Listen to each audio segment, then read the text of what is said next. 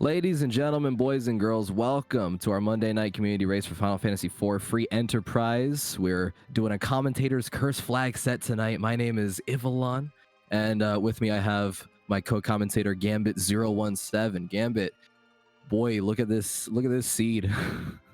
I am ready to start giving out some curses and watching them come true. This Commentator's Curse flag, do we know who gave us this flag? We usually have... Oh yes, this wonderful creation, I believe, was by everyone's favorite, Zoe Vermillion. Ah, yeah, Zoe Vermillion, yeah. So Commentator's Curse tonight, this particular flag set brought to you by Zoe. We have the power couple start. Looks like we have some interesting... whatchamacallit, some naming conventions on the top left side of the screen and the bottom left as well. We'll have to see if your commentator curse about that power couple comes fast. We do see a beautiful golden Cecil as our starter. Golden Cecil. Everyone gets the same sprite. Yeah, everyone gets the same sprites. I was going to say. For a second, I thought that the Cecil was different colors because of the bottom left, how it's blue on there. But that's just me not paying attention. And I love our objectives tonight. I mean, we've got the finding job with Rex Raoul. We've got drawing with Scala, ice cream with Zoe, shooting over bards with Asuka, and then training recruits and Baron with our wonderful tracker, Commander Leonhardt. Yep, shout outs to the people working their magic in the background, Commander and Dathis. They're the ones that are going to be helping us out behind the scenes, making sure we're keeping our eyes on the tracking and making sure you guys can keep your eyes on the stream. Yeah, but I'm looking forward to this. This is going to be a very interesting seed. Actual objectives, looking at him, defeating Wyvern, and one of the flags, I believe, is vanilla agility, so that Cecil is going to come into play there. Launch the Falcon, so definitely got to go down the hook route. Complete the sealed cave. No warp glitches on, so you've got to run down there when you find that Luca key, no matter what. Giant of Babel, and then burn the village mist. Do all 5 of those. That gets you a crystal and a date with Azeromus to be named later. I like the I like the custom objectives that he put down. Find a job with Rex Raoul and Tamra. Yeah, we love our community. It looks like we are getting those actual objectives on the screen right now, going back through editing those. So thank you for the little bit of the laugh there. Something nice to show us at the start here, but it looks like everything is getting set up. I think we're just about ready to start this race up. Once these objectives get put out, we're going to see those names get filled out, and then I think we should be good to go in just a second.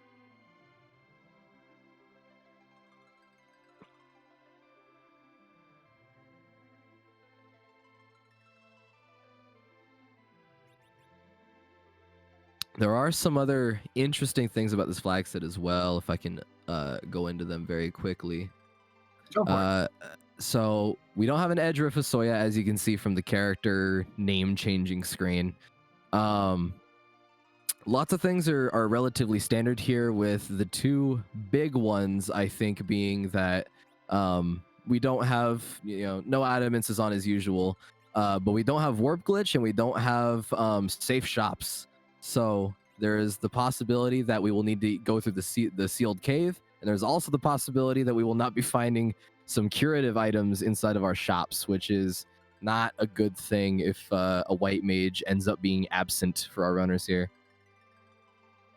Thankfully, it's just C standard, which means we do have the rest of the characters are out there somewhere. It's just a matter of finding them. So we should be able to find that white mage.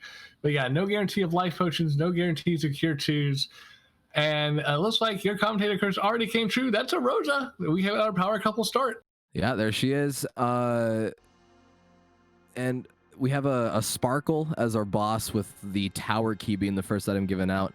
That's pretty interesting. I do like that we have a little bit of mystery as to who our Baron boss is, because now there's all sorts of there's all sorts of guesswork to be done on our part to help have more of these commentators' curses come to fruition.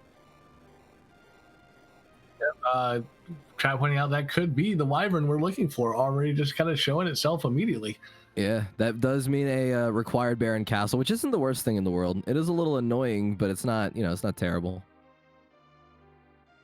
So let's see where everyone decides to go. Looks like pretty much everybody landing immediately at Baron. Gonna go ahead and do a little bit of looting in Baron Town. Show us who is the character in the inn. That's gonna be everyone's favorite old man.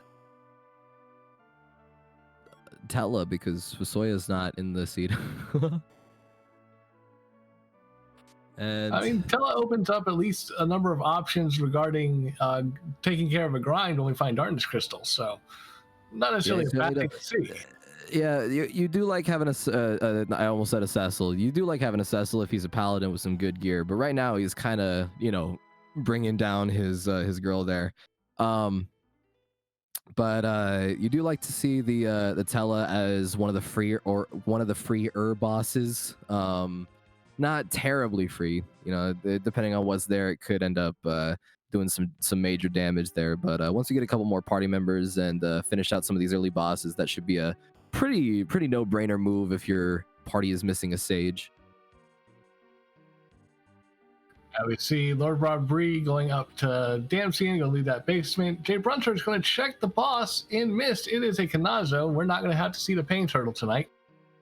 All right, so yeah, no turtle for us. We are also look like we're checking. Yep, the Octomom fight for what is Bahamut. It is not our wyvern. It is the blue version. So not quite what we're looking for there, but two really easy boss spots are out of the way, and a couple of, well, Bahamut isn't exactly what I would call hard unless he's in a really high HP spot, but Kainatsu can be one of the harder bosses depending on where he is. So yeah, very lucky of our runners. One freebie and then one hard boss out of the way, and Sparse 70 hitting Damsian hard. Only 3 total chests in Damsian available for pickings. Yeah, the sparsity here is kind of hitting our runners early on, which could mean bad things are afoot. A heroin robe inside of that underwater waterfall chest there isn't too terrible though. Finding Iridia and throwing a whip on her could be pretty good if that's the route that our runners want to take. Otherwise, it's just a pretty good piece of armor for the early game. I mean, we do have the Rosa too. Rosa can put that heroin robe on and just go to town with her bow.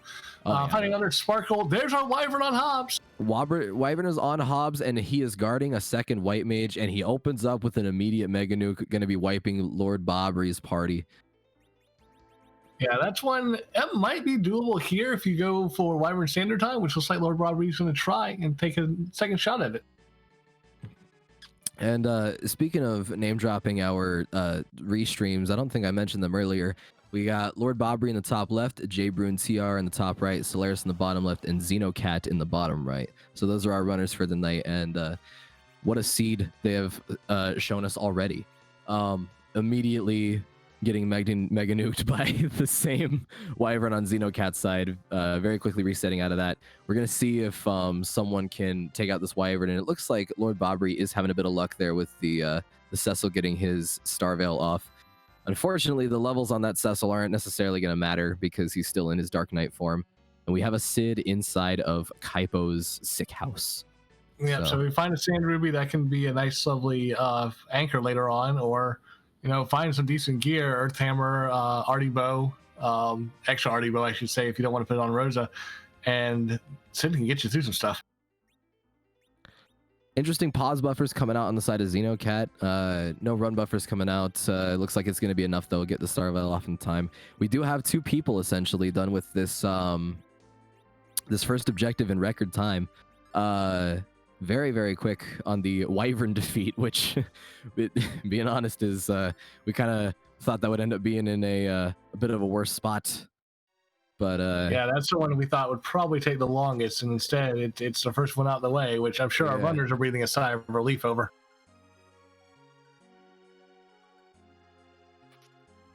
We do see some mute arrows found somewhere, I believe. Yeah, Death is the same. Those are in Kaipo, which is a very nice find for some mute arrows.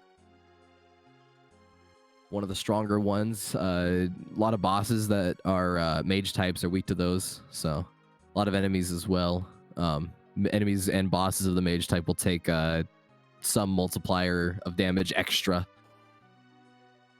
Yeah, it looks like we've got the dolls down in Antlion as all 4 of our runners are kind of converging there. Interesting fight, the dolls fight in this spot, because they have basically no HP, with all 6 of the dolls having what is like 700 HP split between them, so it's around 100 or so HP per doll. It's not too much, not too terrible. We do have J ability. Yeah, Jay Brunter probably hoping for a better roll on that Grimoire than just a Chocobo. It takes only out 1 doll. It's like, I could use you to take all 6 out. Come on. Yeah, getting the Chocobo on the Grimoire there. You definitely prefer to see one of the other more common rolls, like a Leviathan or you know, some such. But speaking of Leviathan, there's your Commentator curse on Lord Bobry. Commentator's curse. Lord Bobry. To be fair though, Leviathan is a pretty common Grimoire roll. And that's a package. That's another objective. That's a second objective right already on deck. Pretty quick objectives going on here tonight. Interesting. Getting these 2 objectives done back to back, essentially. And we do have a big doll alert on Jay Brunter's side. Glances to Rosa, and there's a reset out. Yeah, I would have reset when I threw all that Chocobo. Not because I think that it's not that I wouldn't think I couldn't win the fight. You know, it was certainly a winnable fight, even with the Grimoire not pulling through. It's just it's quite a bit of a time sink on hoping that my damage rolls come in high on those baddies. It's more worth the time to just sort of back out and see what you can do better. There's our another Leviathan on bottom left. Solaris nice. Screen. Yeah, Kane is our package character. It'll be interesting if Lord Bobry decides to go ahead and go through the full thing, or just says, nope, I'm done. I'm never going to Kaipo ever again. We're fine. Our 4th Grimoire roll is an Odin. That's going to be one-shotting all those dolls. No damage numbers required. I would totally take this Kane. Like, I would definitely go all the way with this. I would run straight to Kaipo and get that boss out of the way. Maybe I would wait until I either had my Saladin, my Cecil as a paladin. And I would also probably wait to have, well, and he's got a couple of white mages, so those bows are going to probably make quick work of whatever boss shows up in Kaipo, but I would definitely take this Kane. Yeah, Kane here probably going to be a good pickup for the long run, especially if you end up wanting to ditch that Cecil later on. Kane's going to be a good replacement for damage output, so I would agree, definitely picking up that Kane. Plus, he can use pretty much everything now. He can use all the axes, all the lances he has, a Drain Sword, Ice Brand if you find one, whereas you'd have to wait and get Cecil up ordeals and into a Paladin in order to use those. And if you can avoid going up ordeals, that's 3 bosses you don't have to check. Yeah, that is a lot of really good opportunities for greatness that Kane brings to the table. And if you end up finding a Defender Sword off of one of these key item checks, because taking one more quick look, we do have our summoned fights. So so Bahamut, Spot, and the 2 bosses in the Feymarch, as well as all the moon bosses, are going to be giving key items too. So if you end up finding a Defender Sword off of one of those key item checks, that could also be a very good incentive to go through this little section that Lord Bobry is doing here. We have a second Lunar Sparkle. I'm going to call it D Lunars because I've been on a roll tonight. It's Pale Dim. You can't get everything. This is not going to be hard here, just kind of slow. Yeah, and even then, the slowness is going to be offset by the very extremely low HP pool for this particular boss spot. Granted, without having the captain in the back having the majority of the HP for this fight, it is going to take a little bit longer than just killing off a couple of guards. I like what Bobby's doing there, using the kamikaze. Cecil's not going to really offer anything helpful here in this fight. Yeah, I wouldn't even really use the life potion on him. I'm kind of glad it didn't get wasted there for Lord Bobry's sake, because again, Dark Knight Cecil's levels really are not that big of a deal. He's going to get to level 20 relatively quickly, which is around the level you would want to be at for the Ordeals fight anyways, so... Granted, that's also implying that he has his best equipment, and for some reason, Dark Knight equipment never shows up when you need it. You don't find things like black swords or black armor until usually when you get underground and they're hiding in Dwarf Castle for some reason. Yeah. Still with Dark Knight, right? No, he's gone.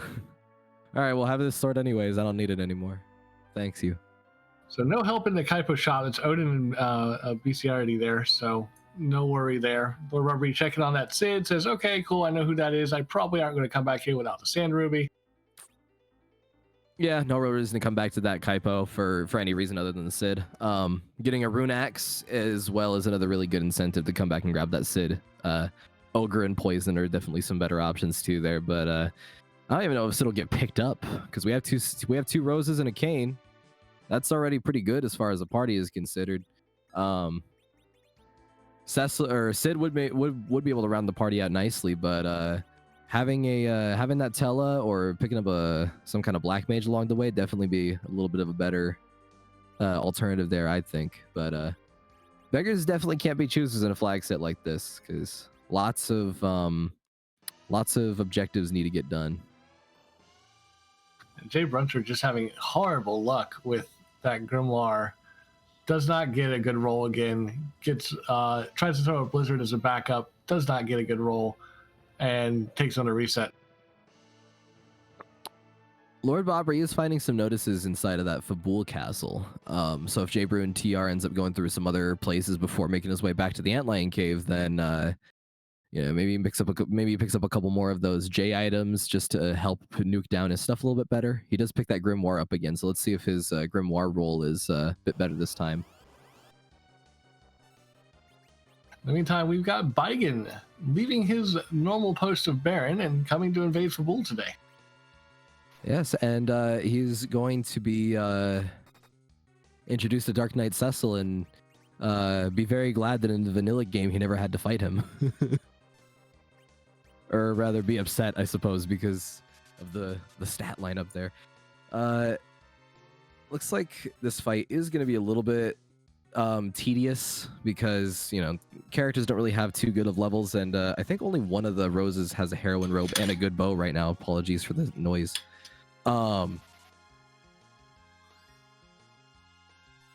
Jumps from Kane should make quick work of this, though.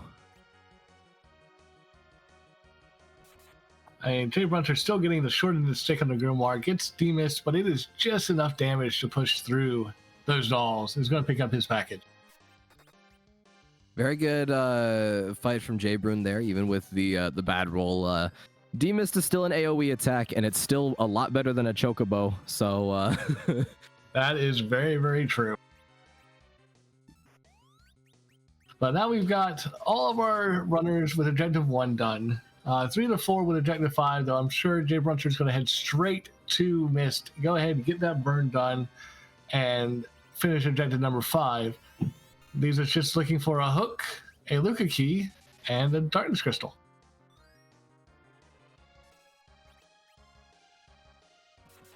The completing the sealed cave is an interesting objective, considering that the warp glitch flag is not off, which means that we will be seeing that sealed cave key item one way or another, even if it ends up not being too important. Normally, when the warp glitch is off, you don't see what's in there at all, which can sometimes lead to some hilarity where it's like, oh, that led to music, and then the stream is sad. But it looks like we're going to be able to actually see what lies beyond for once without the use of the warp spell.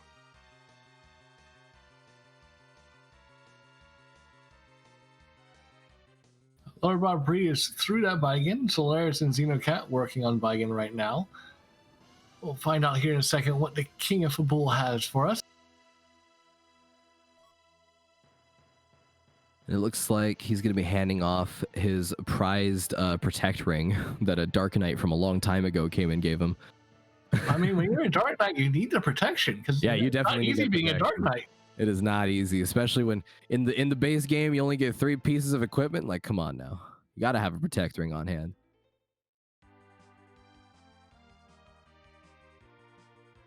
All right, so at this point, the only things we have left for progression is going to be Ordeals and Baron Inn, unless there's a Spicy Demus and Maggot Sisters.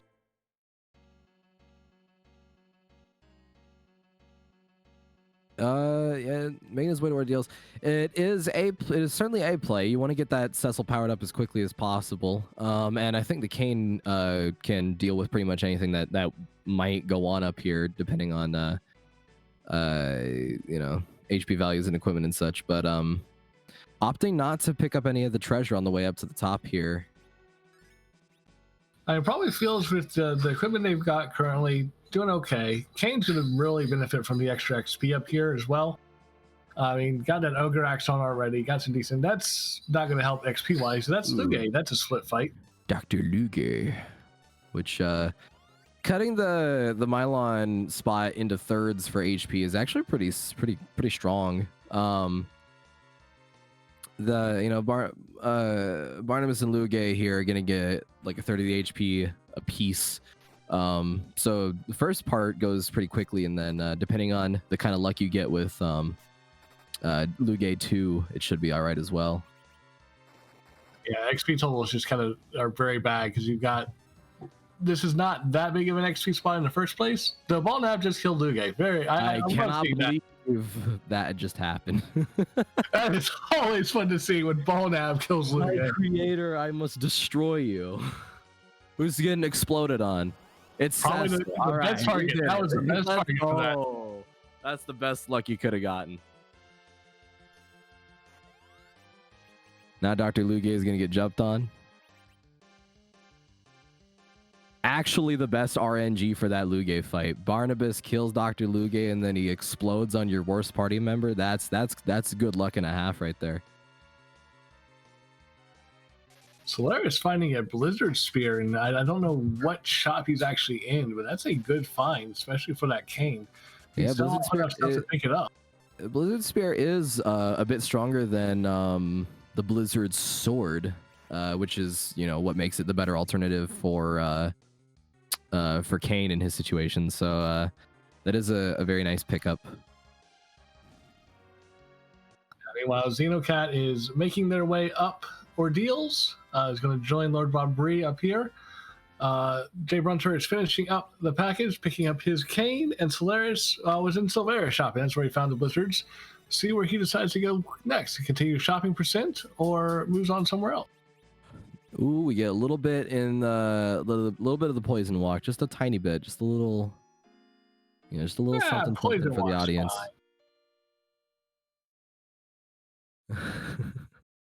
It's not like this is vintage or something.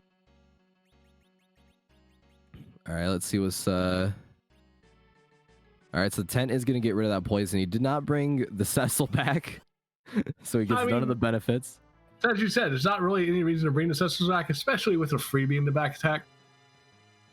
Yeah, all you got to do is sit there, and as long as these Fire 2s don't do too much, which they actually might, because Final Fantasy IV does a weird thing in the SNES version where if a character does not have magic attacks, then their magic stat is typically really high because they just don't nerf it. And it looks like I'm going to eat my own words right there because that Fire 2 didn't do anything.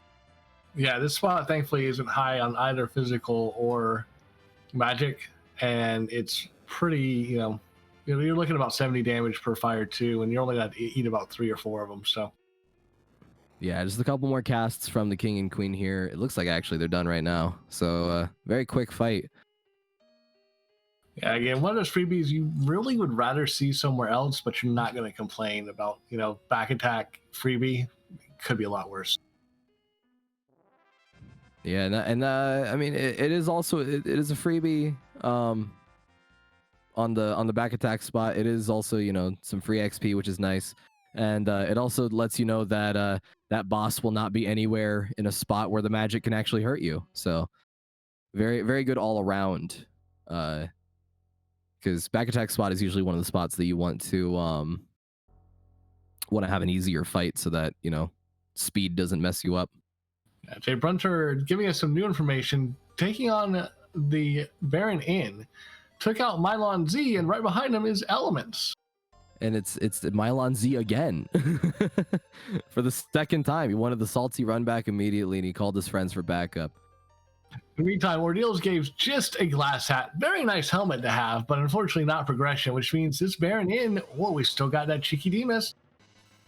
We do still have a Cheeky Demist, and it looks like, what's up with the Yang? Oh, it's the Karate Man is the fight here. I got really confused. I was like, you don't get a party member here. Forgot Kane was forgot Yang was a boss fight for a second there. Yeah, this fight's gonna be very, very fast.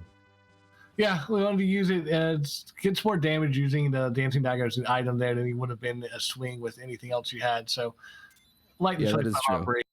Yeah, early on in the race, you do want to have the better item damage, better swings coming out from the dancing dagger there. So that is a very good point. Lord Mabry completes ordeals. First one to get a paladin. Xenocat on the back attack, and Solaris going into Luge. Meantime, Jay Brunter is in the final fight form of elements. Should be able to get through this with no problem. He does have a cane, so that didn't even need the cane because Roses, both of them have the aim command on their bows, so actually didn't even need the cane for the jumping. And Jabron's gonna pick himself up a nice little spellcaster there, and gets the hook as well. So looks like we do have a required Baron in here.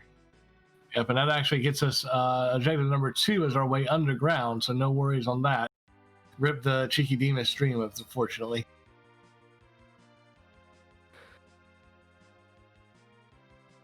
So it's going to be interesting to see if Jay Brunter decides to do ordeals next to power up Tella and Cecil, or if he decides to go straight to that hook route. In the meantime, our other 3 runners are all going to finish this ordeals and then head immediately back over to Baron Inn because that's all you got left.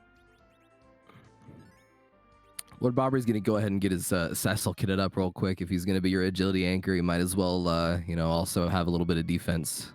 I do foresee a cursed ring at some point in the run if we end up finding it to get put on that Cecil, because once you have the Paladin, you kind of don't want to get rid of him in case something good shows up. So having him kitted out for right now while he's lower levels is a good idea for the survivability. Gets him up higher to that better stat line with those bigger hitting weapons. Yeah, thankfully, S Unsafe not rearing its head. We found Cure 2s in Silvera. We found Life Potions here in Baron. So both of those readily available in the overworld. Yeah, second White Mage, as well as what ended up actually being safe shops, even with the unsafe flag, is good news for our runners. Lord Bobby making quick work of that Mylon Z fight, going to be going straight to that Elements fight where he finds out that he has to fight through Mylon Z2 Electric Boogaloo. One of those times I wish I had a Cure 3 on me, so I would just toss it and just end this fight immediately. Yeah, right, pretty much. 800 damage ain't bad. Switching over to the Ice Brand to get that weakness damage onto the Rubicante there. I don't know if Lord Bobry went shopping, found that Blizzard Spear. If he did, it might make for a quick fight, but the fight looks like it's going to be a little bit quicker already because of the Ice Brand making quick work of the Rubicante phase, and then jumps from, well, not even going to get to see the Valvalis spot, because or the Kainatsu one for that matter. So Lord Bobry really doesn't need to look at that turtle. Yeah, but Lord Bobry said, hey, I've got ice damage against the Rubicante. There we go. We're going to just end this fight before we change over.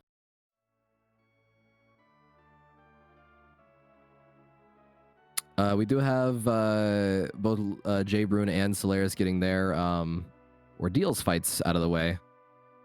Yeah, that is a Balnab Z sighting on Jay Brunter's side.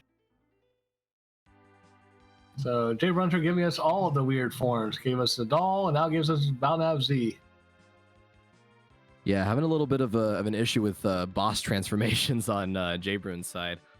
Kind of unfortunate for him, but he's making quick work even with the setback at the Cabrera spot.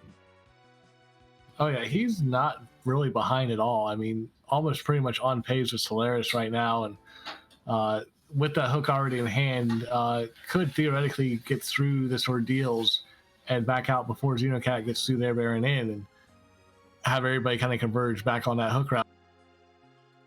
It was a semi-lucky roll on Jay Brune's side, getting the sleeping gas only on Cecil. Everyone else seems like they either were not affected or it just didn't go off. So this should be an easy second form as well. Making quick work of that.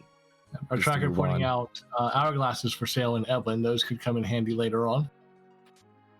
Yeah, hourglass is definitely very worth it. Samurai helmet is a nice piece of gear early on for that cane. Could help out a little bit with this this underground boss fight. I believe Lord Robbery currently has a ninja helm equipped onto his cane, so might want to use a samurai on the Cecil though. I think his Cecil's wearing the glass helm, so that samurai helmet actually might end up just going to waste. He is clearing out the trap chest, which I would definitely do in this situation as well. The Staleman chest is probably going to be a little bit easier because while it does hit hard, he has that ice brand on the Cecil. So he's going to go into some cover strats here. Just keep that Cecil nice and cured up while he covers all the weak party members. And then you don't even need to worry about Kane because he's going to be jumping for some massive damage as well as just straight up not taking many hits.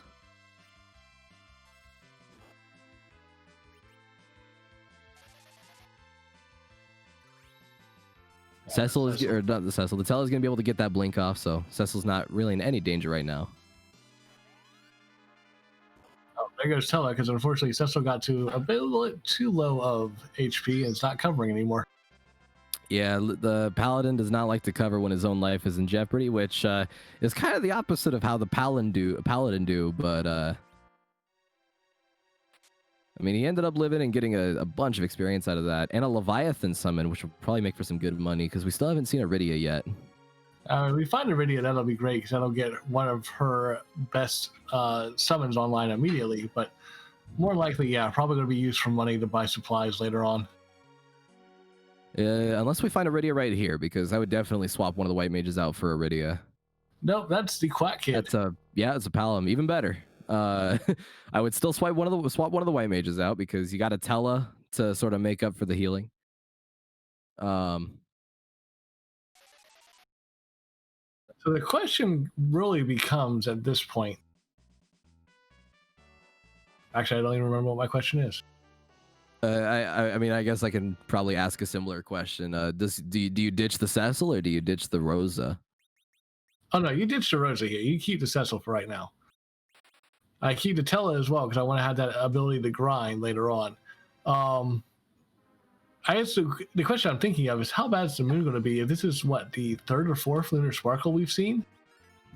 Yeah, we have pretty much every moon boss getting showcased without even being on the moon yet. So who's going to be the worst case scenario down here? Is this going to be a Plague or D-Lunar's worse? Oh, I think D-Lunars are way worse down here because like Plague, you can there are some cheesy strats you can do against Plague, but D-Lunars, unless you have enough MP to just keep reflecting spells off of your walls, then that's going to be a very difficult fight. Ogopogo being brought up in the chat is probably a lot more worse than what either of us are thinking. I'm still with you though on the D-Lunars though. I think that would be a very, very bad fight. I don't know. My opinion, I think Plague at Ruby is worse because you get that full heal. So you can't set up with someone already dead. And if you're decked out ready for a fight, you can't really down one of your characters very easily. So could be a lot harder. You only got that 10 count. And if you can't bring someone down. That Aegis Shield is going to help with that Plague fight, if I'm not mistaken. Because I think the Aegis Shield stops the Doom counter from affecting Cecil, right? No, the Plague's Doom counter can go through pretty much any piece of material. It doesn't matter even if you have something that's Doom resistant, it'll still go through. Okay, I see. What is adamant armor like pretty much the only thing that stops that? No, even adamant armor doesn't stop it. Plagues it overwrites any like if you find like a regular enemy like a Fatal Eye, yeah, it'll prevent a Doom count. But Plagues goes through no matter what. That's interesting, because I could have swore that I've seen Plague every once in a while. Nothing stops count besides Reflect. Oh, that's interesting. Okay, I could have swore that every once in a while when I see Plague cast, it just doesn't affect somebody, like you just don't see the effect. That might be if you raise somebody at the same time that it goes off, though, because then they don't get targeted because they weren't part of the initial cast. We have not checked music yet, Magius. Yeah, no one has a Twin Harp yet, so no music. We can still hope.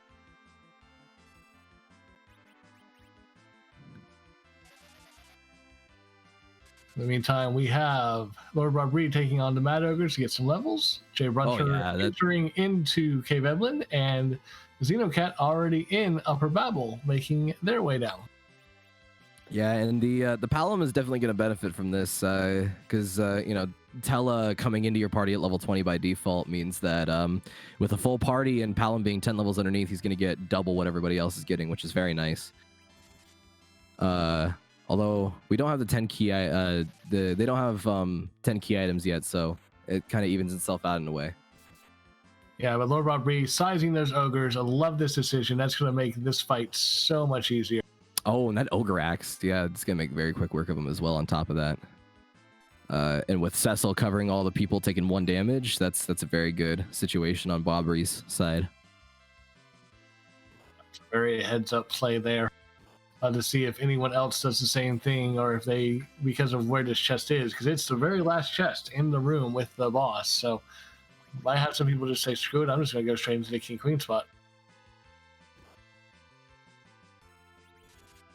Yeah, that is a very big possibility. Not a lot of people end up checking that chest, but I mean, if you haven't seen the Mad Ogre chest yet, and you know that it has to be there because of the because it's a trap chest, so it's got to be there. But you might end up going for it anyway. Yeah, it looks like Xenocat deciding I'm going to take it anyway. Let me get these extra levels, because even if again you see that lunar sparkle, if it is indeed a Ogopogo or D-Lunars, you want as much levels as you can going into that fight. Yeah, if it ends up being something that's going to be really hard to fight, I would end up like running out of the underground altogether and just running back to Eblin maybe to get even more if I needed it anyways. Our last 3 from the Mad Ogre chest, that could be helpful depending on what's in the King Queen spot.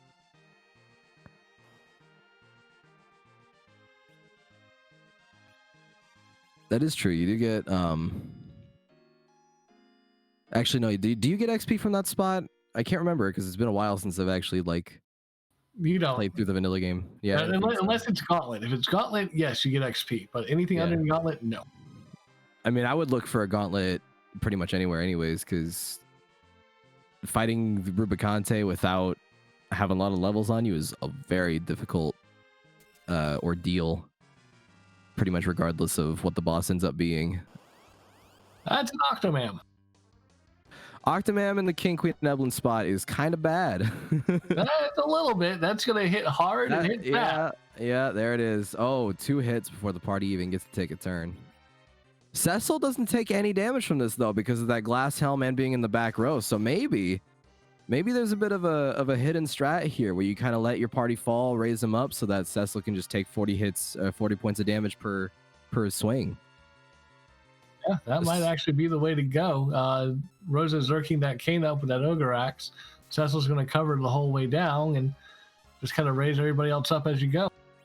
Oof. But yeah, that Rosa is going to get taken down before anyone gets to use any items on anybody. So a little bit of a rough one there. You do have the Quack Kid for some good viruses, though. Nice bit of non-elemental damage.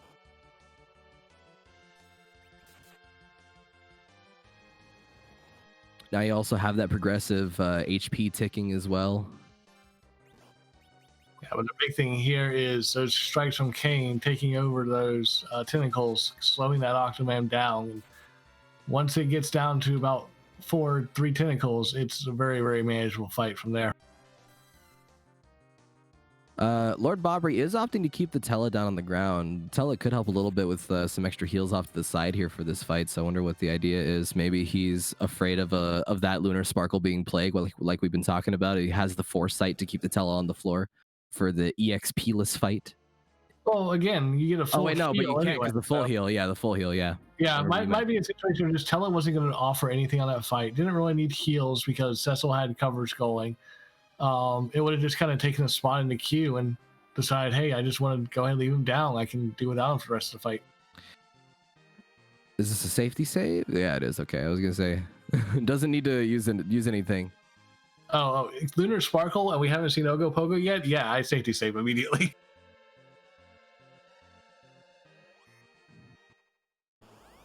Moment of truth. There's the full heal. And you were correct. It was the D-Lunars. It is D-Lunars.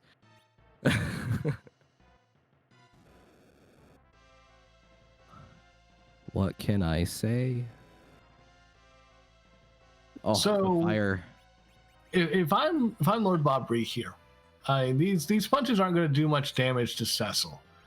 The fires are the big concern here.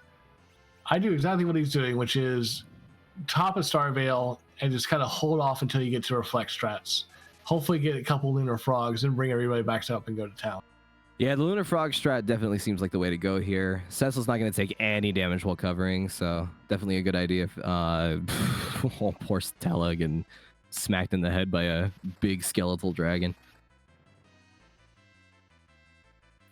There's a breath coming out from the first one. We have Frog Cane. And there's the second breath coming out from the second one.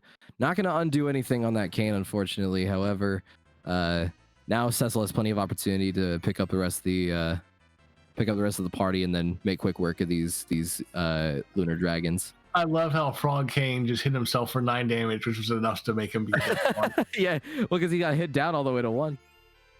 He put himself into 1-tap position. Oh, that's a thing of beauty, but I love it so much. But at this point, yeah, this fight is completely free. Just raise everybody up, get a quick heal off just to make sure you got enough HP, and then zerk everybody up. And you know, maybe help Kane out with his little affliction he's got going on. No, let Frog Cane jump all over him.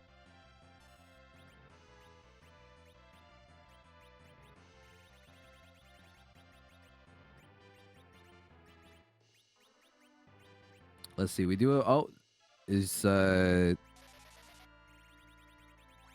wonder what the. Oh, he's back rowing Cecil mid fight. Okay, that makes a lot more sense. I was like, what is he doing? That's actually a pretty heads up play to go ahead and say, okay, let's go ahead and just get this done. I'm in the middle of the fight. Let's. Yeah. For a moment, I thought that he was trying to get Rosa with that power bow. Because Rosa with not power bow, I'm sorry, with the power staff, because power staff is actually a pretty nice wisdom, or not wisdom, the other stat, the healing stat item. But nope, just getting the back row on Cecil. Yeah, it's actually very heads up, and yeah, it's as long as you take an action after equipping a back row weapon, the back row bit stays. So equip it, fire off 1 arrow, and you're good to go. Your back row glitch. He's going to be re-equipping Cecil with all this good equipment now, so getting a little bit of the menuing out of the way during the fight to just speed the process up a little bit. Rosa could be equipping some holy arrows to get some mega damage going out on these undead, which is definitely the play if you have a good sword for Cecil, which Bobbery happens to have. We are seeing the Lunar Frog strats coming out on Xenocat side of things as well. They are definitely going to be able to get through this pretty easily. Yeah, but however, I don't see a Cecil thought. there. Oh, yeah, Lord Bobry got rid of Cecil and opted to take Hallam over Cecil.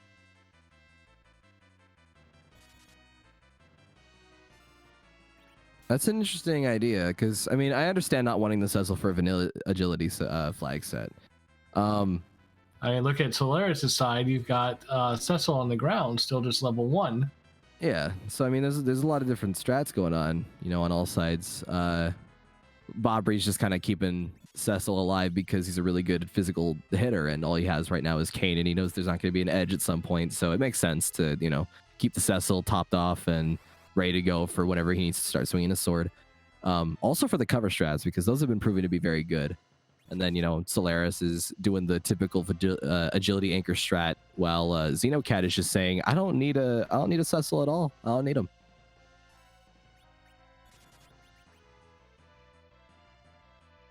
Well, it's time to see how it plays out over the course of the seed. For right now, though, everybody kind of converging up onto this hook route. Lord Bobry, again, first in, is going to be first out. Just over 40 minutes. Going to be the first of our featured runners underground. And that's a very quick underground. Like very, very quick. We started with a tower key, which is going to be good because that gets, you know, that gets one of those. Oh, wait, never mind. I'm thinking of the wrong key. I don't know why. For some reason, I was in my mind the tower key was in the spot, the Luca key. But no, tower key actually doesn't really mean much. He's going to get the Falcon after he finishes up this section here. So we got some Magus Sisters atop a tower. That's not necessarily too That's bad. not, yeah, that's not terrible. I mean, it's theoretically, you might just land immediately and just go ahead and run full tower right now. Take those Magus Sisters on, take out what's in the tower key spot.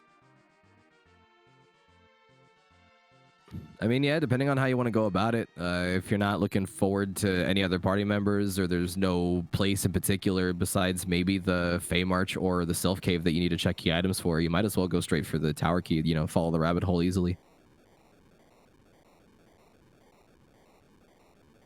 They do also have quite the inventory for taking down mage enemies as well, which is incredibly convenient.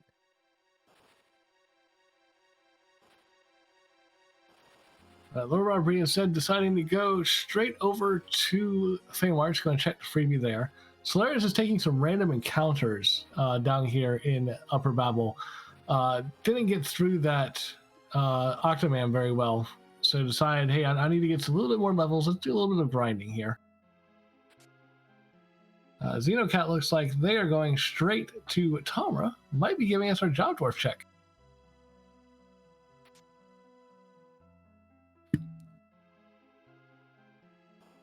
We get a ribbon from the Feymarch chest, is actually pretty nice. Sports physician. That is a good profession for a dwarf. It is a very good, yeah, very good profession. Good for that guy. He's going to be in that field for a while. There's either ones here in the Tamra shop.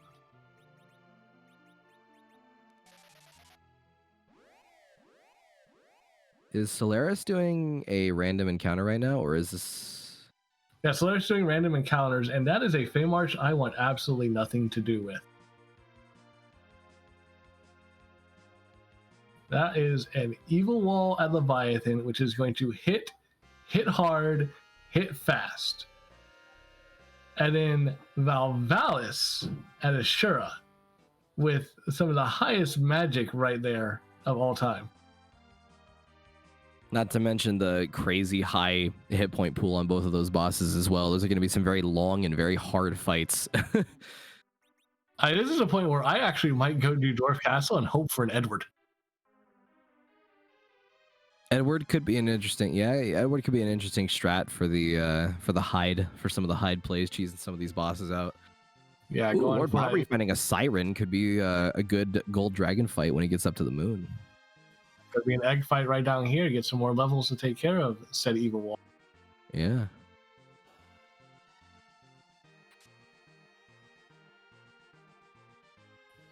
Dathis are reaching are also pointing out there's a Gaia drum pickup from that chest. It's gonna be good for those Magus Sisters up on the top of this tower when we get up there. Yeah, definitely. Oh, 2 people getting hit by that breath on Jay Brune's side. However, also 2 dragons getting hit by that breath, so it evens out. This should be a pretty easy fight. That Cure 2 still damaging the frog, which is really funny. Yeah, this fight's free for Jay Brunter now. Now we got both frogs. Just a matter of, do we want to heal up our other party members? Do we want to just take them out? What do we want to do?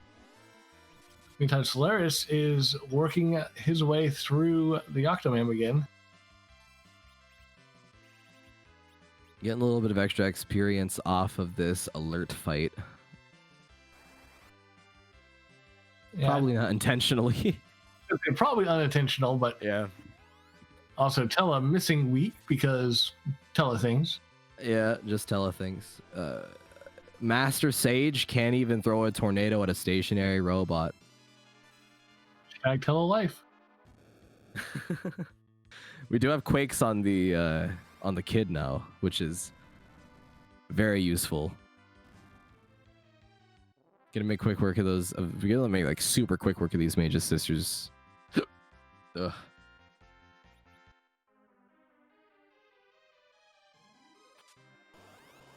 A black robe is a nice pickup, but Yeah, that Paladin can put that black shirt on, and that's gonna increase his black magic power quite a bit.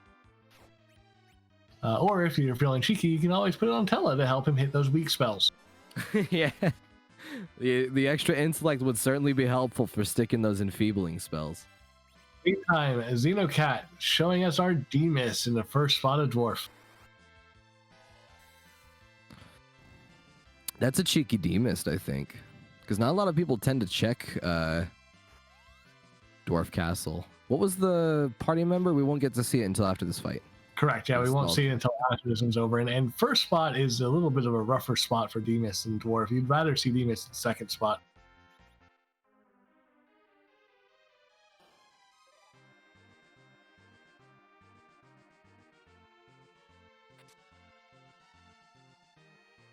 Lord Bree, committing to the looting, is checking pretty much all the chests.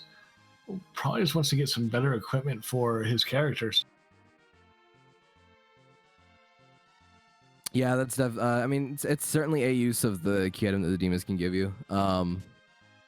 Checking Rydia's mom has a lot of really I've seen some really weird and also seed, or not seed, but I guess run changing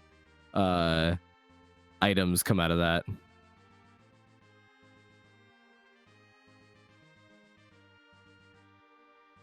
There we go. Jay Brunter has gotten through the D-Linners. Going to be the third of our featured runners underground. Just a reminder, we do have 21 people in this race, just featuring the 4 here on screen, but we're plenty more running in the background.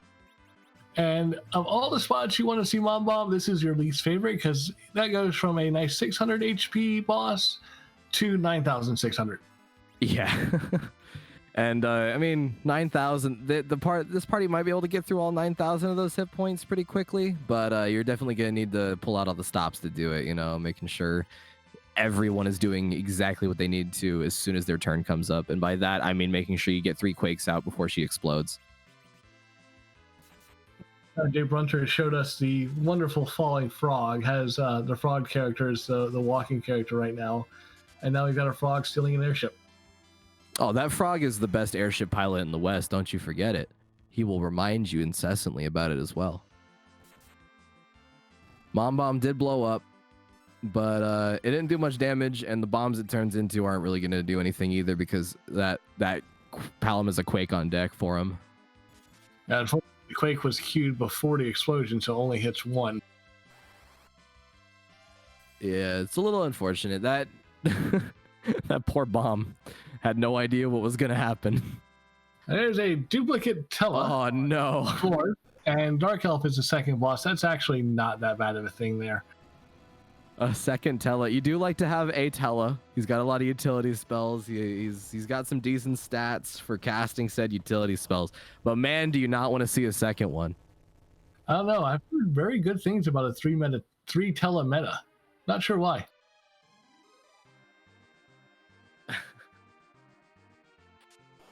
Bad Karma letting us know that Glenn the Frog is the best airship pilot, and then corrects himself by saying the best frog airship pilot. No, it was the first time. It's best airship pilot, period. Yeah. There was a little bit of controversy involving the last test of skill involving the airship pilots of the realm, but we still give it to our boy Glenn. We have some. Oh, that's a root axe and a silent staff in the Tamra weapon shop and this armor shop. Maybe it has something good for us as well. A crystal helm could be pretty nice. So could the dragoon armor. Bandana is what gets bought instead for a little bit of extra attack power on whoever wants it. The Stardust rod from that trap chest there on Lord Bob Ree's side. That's gonna be great for Palom. Oh yeah, give that kid another Stardust rod, and then have him bluff so that he gets another Stardust rod. He's got Quake. We're about to fight his Maggot Sisters. We've got a Stardust rod. It's not gonna be... He was just using a regular rod before. Now he is truly an unstoppable force. Rod, and he has a black robe. Ring. This child. See now, Palom's got this. Putting the Drain Sword on Cecil for some reason. Don't quite understand that one. Oh, that's gonna be agility manipulation right there. That Drain Sword -3 to your agility. So since Cecil is our anchor, that makes sense. That definitely makes sense. And because of how slow the party is currently, having that less agility to slow down the enemies a little bit is definitely a good play there. Tracker reminded me it's actually -5 to agility, not 3 for that Drain Sword. Thank you for pointing that out. -5 to agility. That's around the same as the curse ring, right? The curse ring is Curse ring -5 to like everything, or is it -10? Oh, -15? -15 to everything. The ring truly is cursed. Adamant armors are +15 to everything. So Yeah, if you want to real yeah. counterbalance, you just put an adamant armor and then the curse ring on.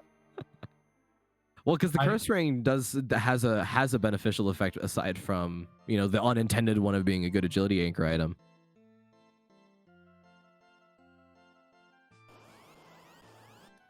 Xenocat went down, set up Sheila 1. Wouldn't be surprised to see them heading straight back to Fabul, turn that in. And Lord Barbri starting the fight with these Magic Sisters. Who I do not foresee living to see the morrow, because they're about to get jumped on by a Dragoon with a mute knife, as well as absolutely annihilated by a child who commands control over the elements. I also love what Lord Barbri's doing here, taking advantage of the stats for that Drain Sword, then immediately unequipping it, putting that Ice Brand back on so we can actually do some damage. Yeah. Because the agility gets set up at the start of the fight. So if you throw the Drain Sword on at the beginning there before the fight starts, you can counteract the bad, the negative damage of the Drain Sword and re-equip something else that gives you better stats for it.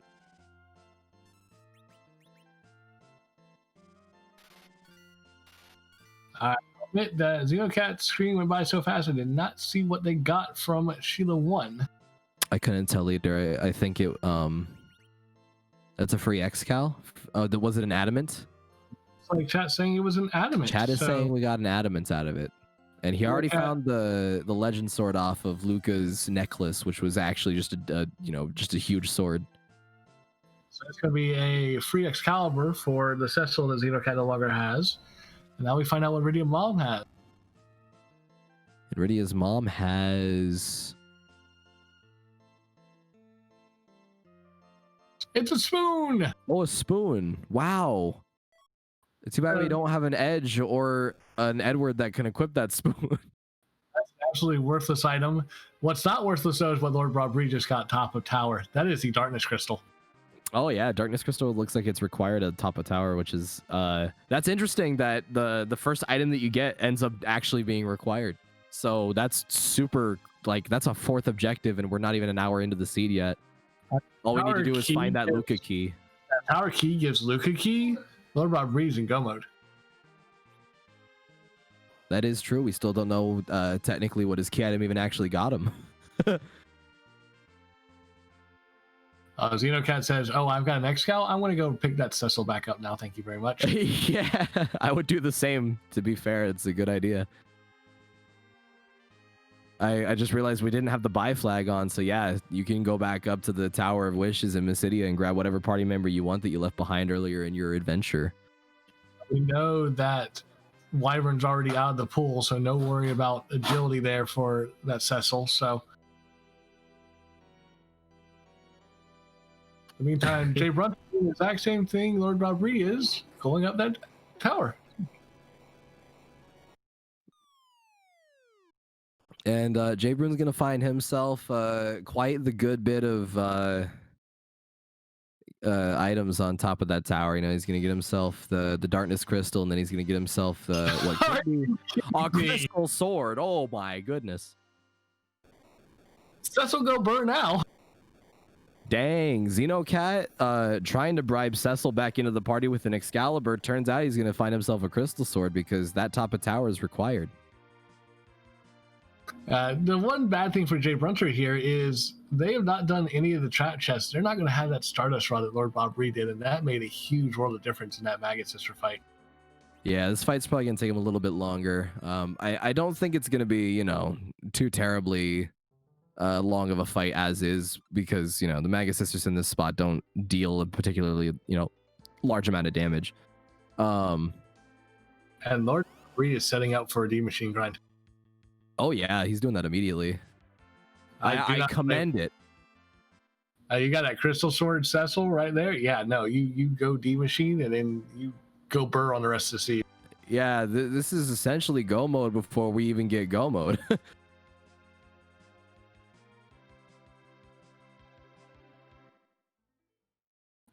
Gauntlets, White Spear, Apples and Moon Veils in Coco's shop. That is a nice shop. That's a very good shop, yeah. Even though the Excalibur is only going to be useful for as long as it takes Xenocat to get that crystal sword, they did end up opening up a pretty neat shop. So at the very least, they got some sort of value out of it besides a little bit of a buffer. Those Moon Veils could be very, very handy for either that Evil Wall or that Valvalis down there at the Feymarch. Moon Veils just in general also tend to be a very nice item to have on hand for some of the more punchy bosses as well. Because if I'm not mistaken, I think Moon Veils are the ones that also negate physical attacks. That's correct. Yeah, if you can get a Moon Veil off on either one of those fights, the Wall or the Valvalis, that becomes completely free.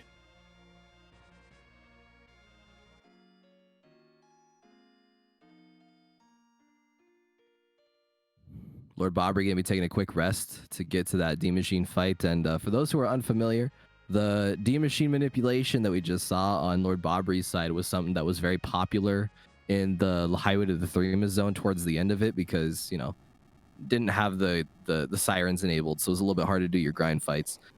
So someone found this very nice manipulation where you'd look for some specific fights on the overworld. People tend to use Baron Castle because it has the easiest fights to run from. So you just kind of run into some easy fight, back off, and then once the runner finds the fight that they're looking for, they head up to the Giant of Babil.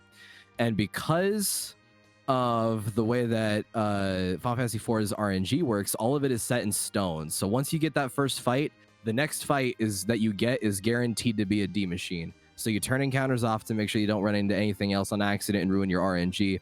And then you head straight up to that Giant of Babil. And the next fight that you get, depending on how many steps you took beforehand, is guaranteed to be that fight.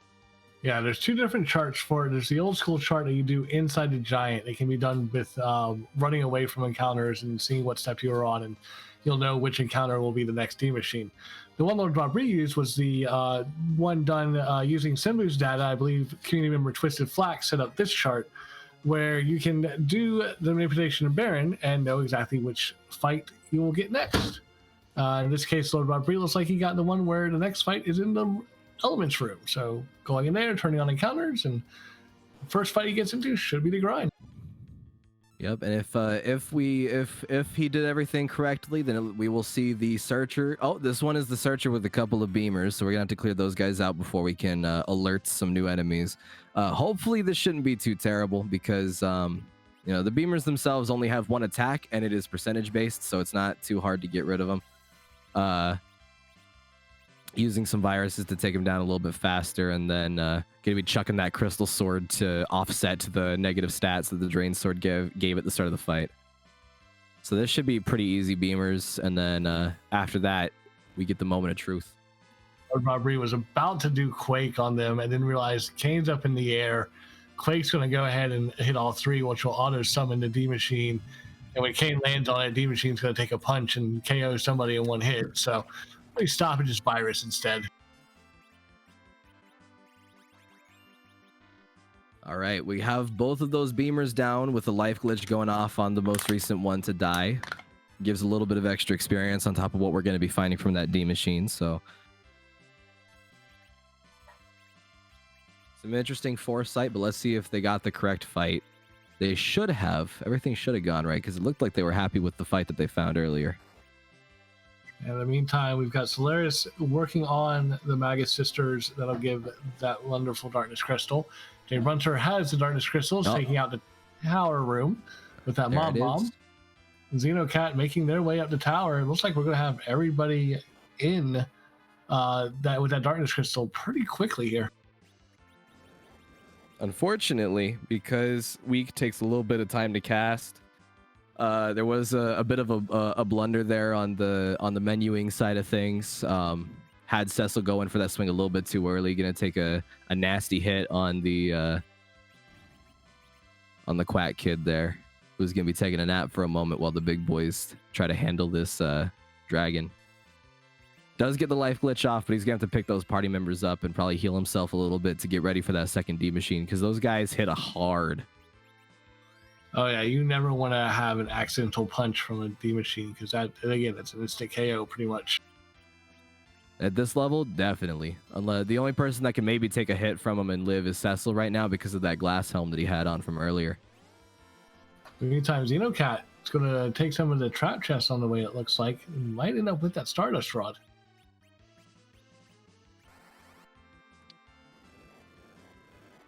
Looks like Solaris is going to be finishing up his Magus Sisters fight in just a moment here. Getting one last Quake off with this. Should be able to get rid of it. Does it go down?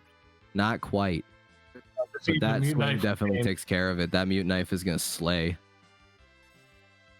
Solaris gets through. He's going to pick up his Darkness Crystal. Jay Brunter finishing the Mom Bomb. And Xenocat about to pick up their Stardust Rod. All right. Well, looks like we have ourselves a nice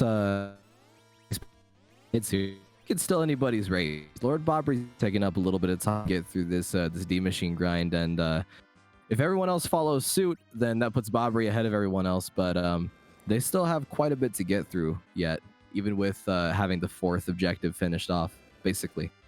Yeah, that Giant of Babel is going to be very quickly get done after this grind by Bobry.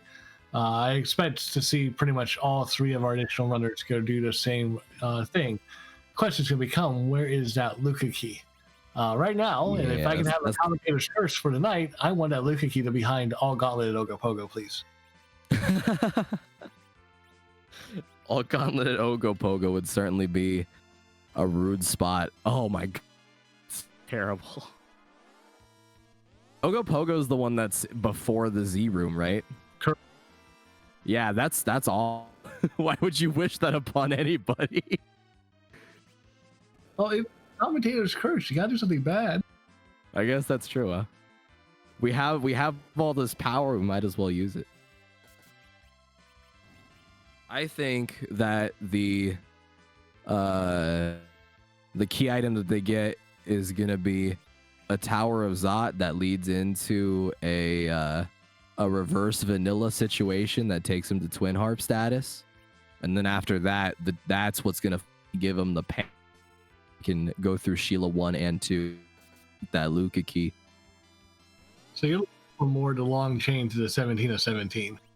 Oh yeah.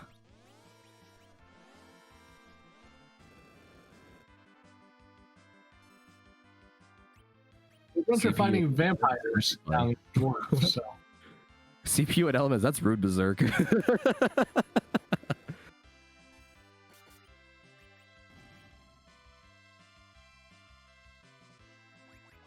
Lord Bobry's, all things considered, you know, with some big hiccups early on in this grind fight, it looks like he's got himself into a bit of the groove now, with 2 very weak hitters attacking the Searcher, followed by a weak to, you know, help get that D machine finished off. It looks like he has everything timed down pretty much at the second here. With yeah, leaving Cade and Palom down to try to make sure they don't accidentally jump the queue is not a bad thing. He will need to remember to pick him up before the fight ends, though, because otherwise he did a lot of grinding for no real benefit. Yeah, and like I was saying, the Cecil does take that hit like a champ. Yeah, Alias lives through it, and that's going to cost him a life glitch there, because Rosa and Teller are the only 2 left standing. Teller weaks, Rosa hits, and no one there to life. He probably has another 5 or 6 more of those to go through as well. With you know, he's probably gonna need to borrow some MP from Cecil there. I always saw other ones somewhere. I just don't know if Lord Bobry picked them up.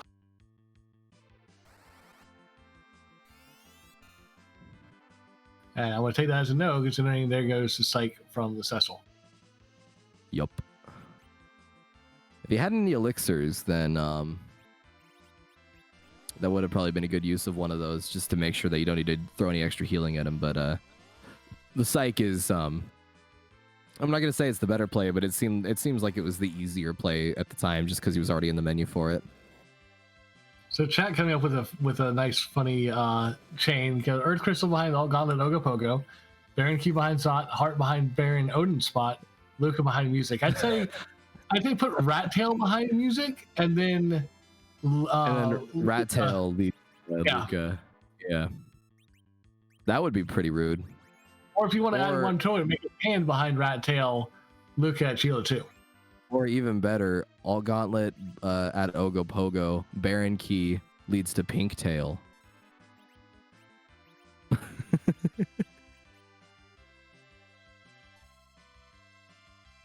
That would just be kind of funny. Lord Bob Bree is done with the grind, weakening that searcher. About to see how much EXP we're going to get from this one. It should be a lot, because that was quite a bit of dragon destruction there. 567,000 is going to get everybody up to pretty much where you want them to be. Maybe a little bit less, but you have plenty of bosses to go through still to offset whatever missed levels there were. So yeah, no white on Rosa, no nuke on Palom, I believe. Yeah, Palom just barely getting up to barely. That's like 2 or 3 levels behind where he should be for that. And a soft from the battle to make it all worth it, of course. 4 levels off for Palom, but then again, probably thinking, hey, I've got to go through elements and CPU spot. I'll get the XP there to make it up. Yeah, that definitely is. That's a good bit of foresight to have on the part of the runner if it was intentional. If not, then it's, you know, a good way to sort of create that margin of error for him. Quake should be all that he needs anyways. Make sure to turn encounters off just in case a cheeky fight decides to one-shot his party. Yes, I have more than one. We'll be getting a off after a D machine. It's not fun. Yeah, redoing that entire thing is almost makes the fight itself not even worth it to redo. To Akami's question in the chat, the drain on Cecil is for agility manipulation. Yes, since Cecil is our anchor, putting that drain sword on gets -5 agility. And that's a Leviathan fight in the element spot. Leviathan's actually not bad here. There's a lot worse things to see. I definitely would like to not see a Leviathan elsewhere over this spot, because this spot Leviathan's not too terrible. You don't really need nuke here because Lightning 3. This is actually incredible luck on the part of Lord Bobry for the situation he's got going on, like just due to the nature of the way that he like sort of routed his way through this. That's actually pretty lucky, because Lightning 3 is all you need for it. So yeah, and Rosa did get Cure 4 from that grind of his, so gonna Berserk Cecil, Berserk Kane, Cure 4 with Rosa. Quad 9s. Quad 9s on Lit 3 with Palom. That's gonna be every cast out of that Palom. Unfortunately, the Tell is gonna probably eat dirt here. Oh, never mind. And it's because it's only quarter, it's not half. I'm thinking of Ogopogo. We've been talking about him so much. Right, this is only quarter, so yeah. So now for Ogopogo at CPU, just so you have Leviathan elements, Ogopogo CPU, just noodle into nope noodle. Yeah, get both of those dragons out of there. Although I don't know if they technically count as dragons.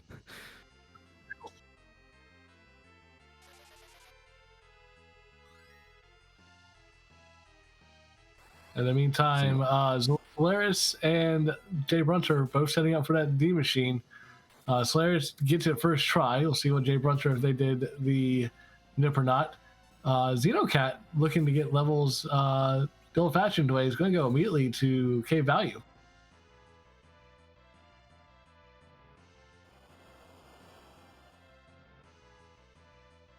All right, yeah, checking out Cave Value. I mean, we call it that for a reason. You always end up finding something there that ends up being worth it. Aside from like the off chance that you end up getting like a glass helm or something. And he's going for a gold dragon, or they're going for a gold dragon fight as well in the Bahamut Cave. Very nice. I think it's a good decision. You find the siren early on, and that makes you think like, well, I have the life potions to set the damage that the dragons are going to deal, so I might as well take it. In fact, has the hourglass, tosses that, and stops the dragons, and can just kind of go to town. Meanwhile, Lord Robri is through that Leviathan. Yeah, it's the first fight out of the way. Another 102,000 experience to help get that Rosa her white spell, as well as get Palom very, very close, just 2 more levels away. Meantime, Solaris is in that D machine, and Jay Brunter looks like he's about to be in that D machine as well. Backing up to get the tent out of the way and do another safety save very quickly before heading into what could be a very, Very horrible fight. I mean, there's not many bosses left that could be bad up here. Golbez is the only one I can think of that would really even be a worry. Everything else should be fine. There is still the possibility of finding like an Odin or something. That would be bad. True, Odin would be more of a DPS race than anything else, though. Yeah. Without Nuke on the Palom, though, an Odin would be kind of hard to swing. That's going to be a Rubicante there in K value, and Xenocat says they do not want anything to do with that Ruby right now. I wouldn't want to fight that either. That is free. Oh, that's a Baron guard fight. That's the easiest I've ever seen. You've got a Coffin that you can take one of them. Coffin will take out one of them, and then easy weak spell on the second one. Maybe even possible. Oh, and he's life glitching it. That's insult to injury. I feel like that's insulting to the boss fight. It's just like. And then Paolo's going to toss a stone to the other. Stone him. He's got a Stardust Rod, so he'll probably stick it. Oh, we missed. Oof. It's all right. Tell us the rest. Said anything. Okay. Commentator's Curse is the name of this flag set. Yeah, well, if I wasn't exerting my power, it wouldn't be worth the seed, huh? Well, let me show you how it's done, young kid. Stones the ball. There we go. To be fair, Tell is a master sage. In theory, he should be able to, leverage that stone cast a little bit easier. Oh, we even got a Meteo on the Quack Kid as well, so he's got all of his spells now. Future is now, old man. You can't even cast Meteo.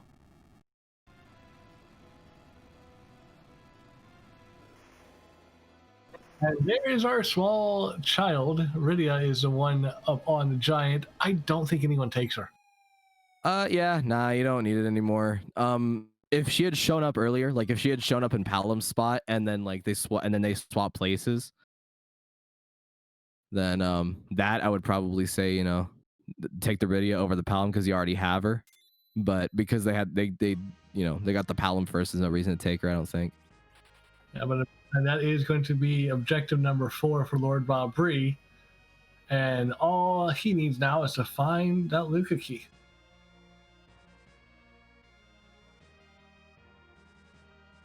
The other thing is that he already got his grind fight out of the way as well, so it wouldn't even be worth getting rid of the Tele for the Rydia either, just because you're losing out on so much utility that you might still need. Yeah, with the vanilla agility, there's no reason to take it for an anchor because Cecil is your anchor no matter what. Yeah. Tragic indeed. Getting an Ice 3 off on Rubicante is no easy task. That was a really good cast. Lord Rob saying, I want to go with quantity over quality. I want to go straight into the LST. Yeah, I would do that too. I mean, I got all my reserve level 50. I've got a Crystal Sword and a Cane, Plus, you get to see who the Moon character is. Not that they're going to be worth it anymore. Well, I mean, if it's second Cecil, I consider taking them over Tele. That's a big depends for me, because then I guess if you keep the one in the middle, it's a Yang? Yeah. No. No. Not done my grind yet? Maybe. But having done grind... I'm kind of in the same spot. Yeah, if I hadn't done the grind yet. Although maybe it's worth it for the slingshot potential, but yeah, it's safer to just ditch them. If I had checked this before going up to the giant and doing the grind, I probably would have grabbed the monk probably over Kane, in all honesty, because you don't really need gear for Yang. Once he has levels, he's good to go. And a level 1, you could have slingshot him off that Demon Machine grind plus those bosses. Yeah, that probably would have taken Yang up. What, the party's level 50 right now after getting through the boss fights. That could have put Yang at like 60, 67, something like that around there. That's a lot of levels on the monk there. Not only does he get crazy amounts of hit points because his armor sucks, but also he just gets so much strength. Xenocat, in the meantime, did go back in for that Rubicante, is working their way through it.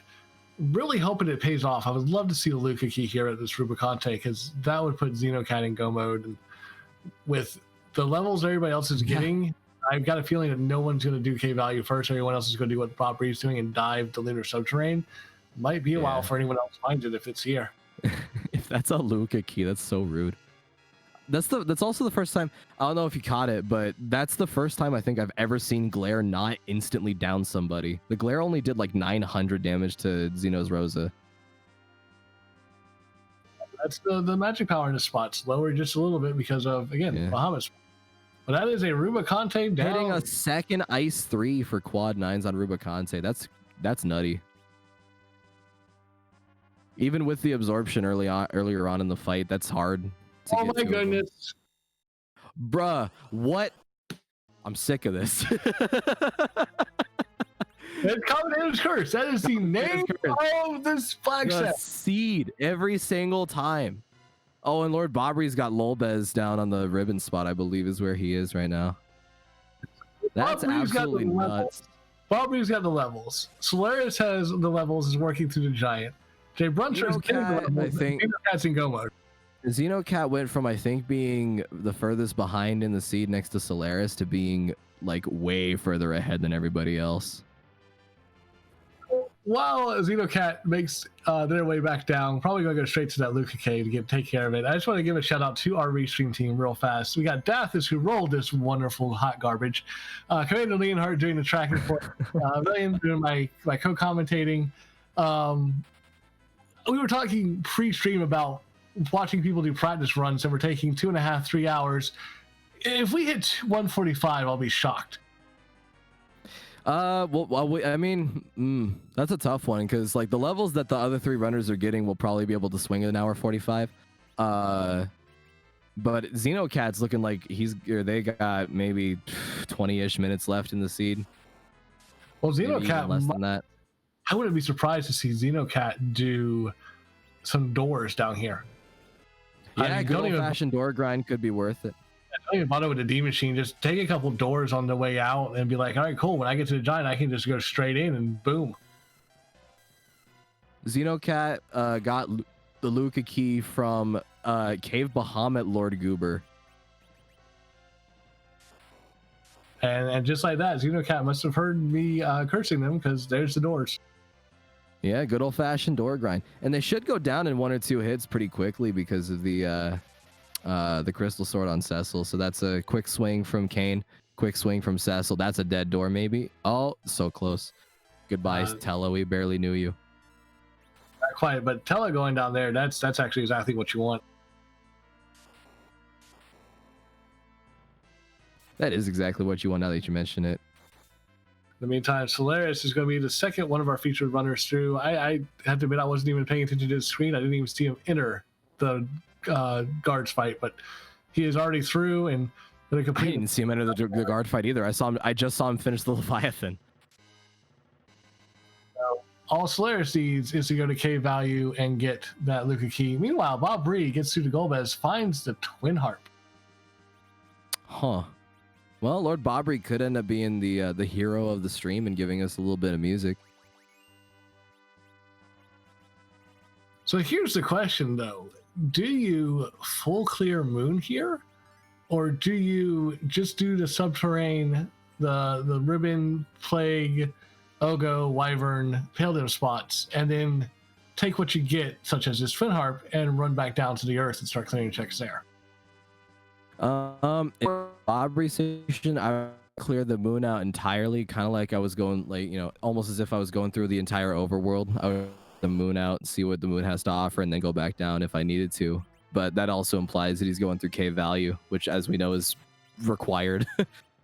Yeah, I think our track of Commander Leonhardt has it best. Depends on what you get. If you end up with, say, Twin Harp, Earth Crystal, Baron Key, and the Pan, all from up here in these 5 checks, then I might say, what's the odds of K value having what I need? Let's just go back and run Earth.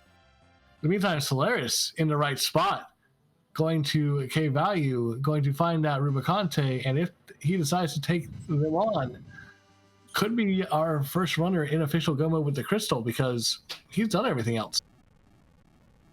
Yeah, that is entirely true. The only thing that Xenocat has not done is completed the Giant of Babil, which does set them aside a little bit from the rest of the runners here. Shouldn't be too big of an issue considering the kind of run that we have going on the other 3 sides here, but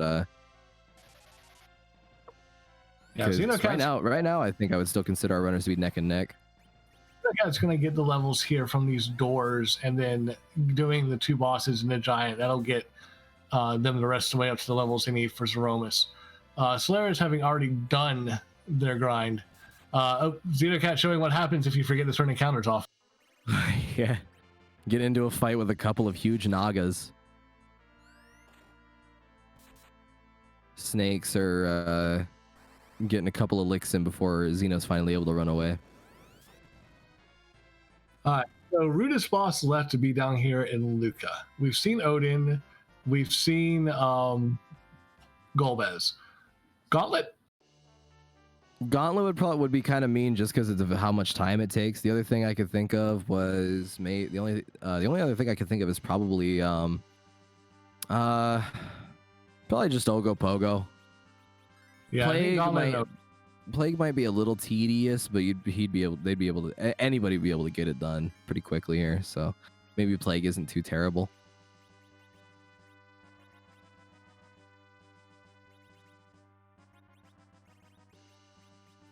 And Berserk now in chat pointing out Gauntlet would be great for Xenocat for XP purposes. Oh yeah, that's actually true because the enemies down in the not in the lunar subterranean, that's where the other runners are. In Xeno's location, the sealed cave, the fights that are in here don't give the most XP, but it would still probably be worthwhile. Lord Bobri got a life staff out of the plague spot, running down to the Ogo spot. Solaris is taking Pogo spot. Let's see what our Ogo Pogo spot is, because this is another potentially rude spot. Sure is manageable here, but Solaris has the Luca key. Ashura, that's bad. Official go mode. Ashura, you do not like to see in the Ogo Pogo spot, I don't think. Oh, it's not necessarily the worst thing. It's manageable. Again, once you get that wall up, like Rosa just did on it, Ashura is going to reflect all her spells back off to you, and then you can just kind of go to town. All you gotta do is The only real issue is the physical attacks, and even those aren't going to be too terrible. Because 40 damage, that's on the pro. We're fine. Yup. Ended up being a lot easier of a fight than I was initially thinking.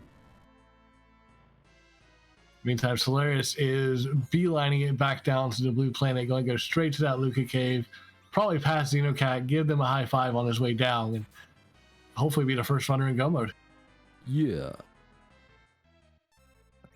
That Luca key, man, that Luca key being on Cave Bahamut, that's going to put some people behind. That's what separates the... actually, I don't have one for that. Yeah, just one of those things. It's like, do you top down, which if you do, you usually do K value first, or do you bottom up and do it last? And in this case, you wanted to top down. If you bottom up, you could get rabbit holed. And again, that's going to be the thing to watch with Lord Bobri. Does he get rabbit hole? Does he get other key items, such as, again, that Earth Crystal, that Bearing Key, that Pan, and decide what's the odds of K Bahamut having what I need? Let's just go ahead and start chasing. That Mute Dagger on Kane alongside the Crystal Sword on Cecil, though, should make pretty quick work of this Ashura fight regardless. Oh, casting Virus on your own Cecil is a little... that's not okay. It would have been kind of funny if the life got reflected back onto the dead party member, but I don't even know if that can happen. I've never seen that happen before. No, it can only reflect back onto a live person. The only enemy who can actually life a member of your own party up is Rubicante. If you cast a fire spell on Rubicante while the cloak is closed, Rubicante will counter with life 1 on your entire party. Yep. Which is... it's interesting because, like, it makes sense because it's like, because, you know, Rubicante is supposed to be like the more gracious of the elementals, the elemental fiends. He's supposed to be like the good one or whatever. So it makes sense that he'd, like, you know, he's like, all right, I see you trying to even the fight out here. I'll help you out too, and then, you know, 1 for 1. A white spear does make that spot worth it, in my opinion, because now that ogre axe that was kind of holding Kane back before no longer is he is no longer tied down by the chains of the axe. Sand Ruby here in Luca Cave. That's a city. That's hilarious.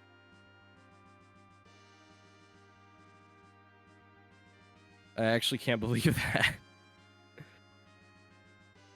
And I didn't even think of Antlion, Sanru. I forgot Sanru was an item.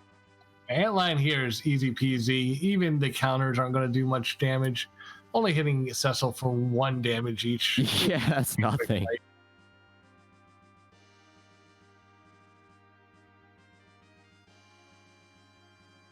208 damage on a Tella with a counter is embarrassing. However, he then makes up for his lack of damage on the counter with a basic attack that drops Tella to his knees, and then a second one for good measure. Oh man, I like chat. Antlion guarding Sandruby is just even randomized, and in plot twist, Antlion dug a really good nest. Yeah, he went a little bit further down than he was supposed to. Speed of jump was on because then you can try to jump up and see if you end up in the Antlion nest and just go back out. You're fine. Anyways, Antlion is down. Solaris completes objective number 3, gets his crystal. We'll have to see how he feels about his levels or if he's going to go straight to Zeromus. Meantime, Lord Bob Bree finding the Kaipo guards here at the Crystal Sword altar. Yeah, those guards aren't going to do much. Casting a stone at the officer in the back just to make sure the fight itself can't really continue as normal. It seems like it's not really going to, because these officer soldiers rolls on their attack. Yeah, Paladin just saying, nope, bye, cast stone on all of them. There they go. Jay Brunter in the right spot. Went to K value first. He's going to take on that Rubicante, get his Luca key. And there's the magma key. Lord Bob Bree can get underground. Wait. Oh, that was a good idea. It seemed like a good idea at the time. Yeah, Actually, oddly enough, the person that we thought was in the lead for the longest time, getting his grind fight done early, being able to sort of blaze through all this stuff, ends up being the most behind after J-Brun gets done with this fight. Unless he makes me eat my words once more and head straight to that cave value after finding out that there wasn't anything in the lunar subterrane. He's going to go back in and do that Pale Dome spot, which I completely agree with. And Yeah, it makes sense. Probably makes sense. value because that magma key probably is the best case scenario for Lord Bob Bree, because it means worst case scenario you get 2 total gaining key items from the entirety of the 7 underground lunar subterranean checks. So you kind of, in that case, want to go ahead and say, okay, let me do K value because I only got, Twin Harp and Earth Crystal or whatever, Twin Harp and whatever he gets for the next check. Let's go ahead and check this last space. That way I'm done with the moon. I don't have to worry about it again. Yeah. I think Lord Bob Bree might be a little lost. Yep, there he goes. He just realized it. Yeah, it's the wrong way if you're trying to get to the Pale Dim spot. You gotta take that the teleporter on the other side of the first room there. The lunar subterranean There we go. He found it. Jay Brunter immediately gets back down after getting his Luca key. He's going to try to find his lovely airship, head straight down to Luca. Xenocat is in the Antlion fight. Solaris is beelining it down the lunar subterranean. Going to try to get to that Zeromus fight. And I think we might have a question to ask here in a few minutes. Yeah, perhaps we might. As our wonderful CPU. We were wondering where it was, and there it is. Wonderful Skylight Kid pointing out in chat, there are no .duns yet. So this is still Solaris' race to lose. And there's a lot of cookies riding on this race. Yeah, there were. There's so many cookies after a Discord mess up. That was funny with the bot.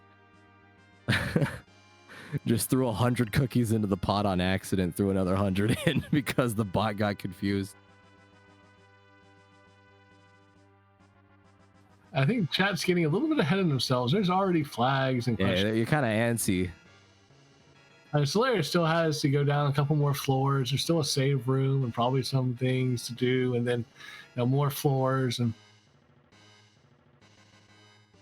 then he's got to use a tent to heal up. Actually, I think he did that in the ship, so maybe never mind. He doesn't have to do that, but he does have to, make the safety save in case something goes wrong.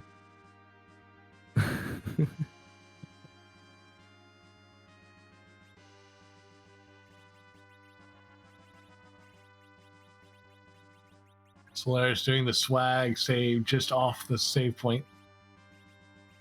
Throwing a headband and a Dragoon Gauntlet. Why the Dragoon? Didn't he have a... Oh, no. Xeno has the Zeus Gauntlet because they're the only one that has Coco Shop.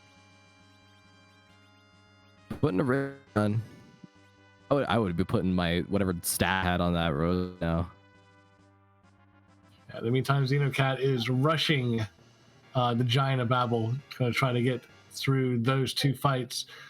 Jay Brunter is about to be in the Antlion fight to get his crystal, and Solaris is in the lower core. So now is the time we usually start asking a question, and I will leave the question asking to you. Oh wow. I get to do the honors.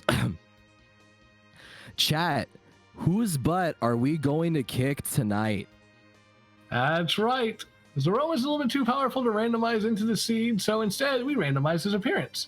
With over 450 different sprites currently and counting, a lot of them done by our wonderful Scala Kitty, there are so many different chances and choices. So we will find out shortly whose butt we are going to be kicking tonight.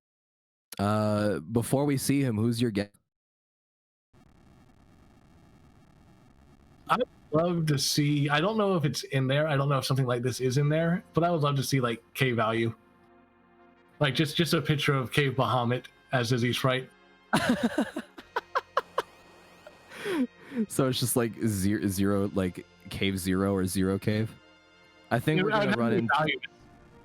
I think we're gonna run into the legendary Zero Ward. Well, in the meantime, while Solaris is entering about the Sodak Crystal, we did have a first place finish just come in. Microcords has finished first place with a final time of 1 hour, 31 minutes, 53 seconds. GG to Microcords. Yeah, GG Microcords. You beat the stream runners by what is going to possibly be minutes, depending on how good the Solaris's fight goes. All right, let's see what it is. The anticipation. Whoa, that's horrifying. It's Doomgaze miss. Oh, man. Hope he doesn't run away from you while you're trying to fight him.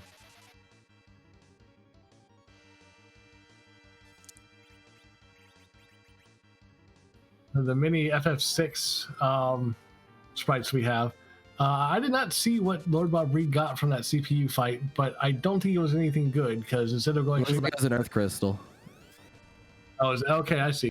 So Twin Harp Earth Crystal. Hopefully Lord Bob Reed sees the dot done, goes, let's go check Cave Bahamut before we go back down. Oh my goodness, that Cecil is hitting for 7k a swing. Crystal Sword Cecil go burr. Although he didn't equip the white spear onto Kane, so Kane's going to be hitting a little bit weaker than he should be. Well, Solaris didn't get the white spear. Only Lord Bobry has the white spear. Oh yeah, only Lord Bobry has that because it was in the. That's right, it was in that one spot. Which spot? The Ogo, or the very very far bottom one. Unfortunately, it does mean that music is unfortunately not going to be required tonight. I don't think, with Lord Bobry being the only person who has a twin harp, doubt he goes there at all.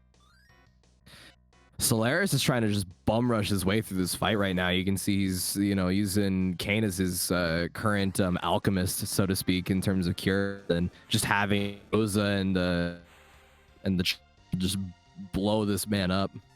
Yeah, it looks like Solaris's Paladin doesn't even have nuke. Instead, going with some Reflected Fire 3. And I mean, it's still a good spell. Has some really high attack damage. Looks like we are going to get a cure coming out from this white mage, though, unless that was another white spell that just got up.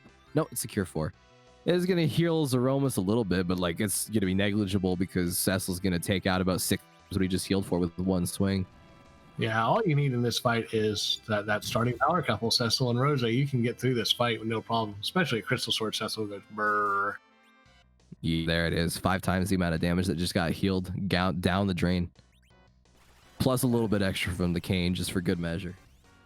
And Jay Brunter is making a beeline down the lunar subterranean, has his crystal in hand. Lord Bobry is in the right place, has that Bahamut or Rubicante spot in Cave Bahamut. Will get his Luca key very shortly. And Xenocat has taken out the element spot, is about to find those guards at the CPU. Is Solaris gonna start jumping with Kane? I didn't see. It looks like it's just a normal command now. Okay, yeah, no reason to jump with Kane here. He gets out of the big bangs, but that's not the person that you're worried about for big bangs. Hopefully this Cure 2 goes off before the big bang does, so that we don't see Rosa meet her demise, and there it is. Yeah, everybody should be fine. Everyone should live. Not necessarily worried at all. Again, Solaris just relying solely on that Crystal Sword Cecil to do any damage and all damage, so.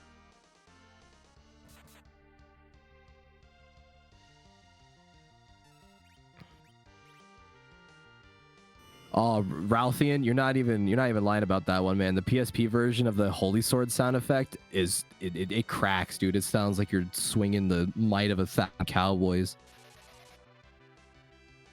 There's a black hole. Going to have to recast your Berserk with Rosa. But Cecil, even on Berserk, still doing 4,000 damage a swing. The Bacchuswine effect goes away as well, even if it was like via item. Yeah, it does. Yep. Ooh, and nuke to Rosa. But she tanks it. She's fine. Yeah, she's fine. Rosa's a very tanky white, which is why a lot of people prefer her to Porum, which is your alternative. Even though Porum does learn spells earlier, just like her brother, the Cess or the Rosa is actually the preferred of the two white mages typically. Only Avenger withstands black hole. Avenger eats through everything. You can have crystal armor and a protect ring on an Avenger will still keep you berserk because it's tied to the weapon. Meantime, Xenocat gets through that giant of Babel, picks up their crystal. It's the third runner on Restream to be in official go mode with that crystal. Jay Brunter is in the save spot down on the lunar subterrane. He's going to do some inventory management before heading into his fight. Lord Bob Bree is racing down that Luca K to go pick up his Sand Ruby, fight an Antlion, pick up his crystal. And Solaris is watching another Big Bang come out. Yep, and that Big Bang, I don't think that one was nerfed. I don't think any of them, the past ones, have been nerfed because his prospective Quake / nuker that didn't actually have nuke is currently on the floor. So sadly, no nukes are going to get nerfed by Solaris, but shouldn't really matter too much. That Cecil should only need like a couple more swings. Yep, there's the rocks. Yeah, that's our party rock. Cecil dodges like a champ. Probably no more than 2 more swings from Cecil, and we're going to be through this.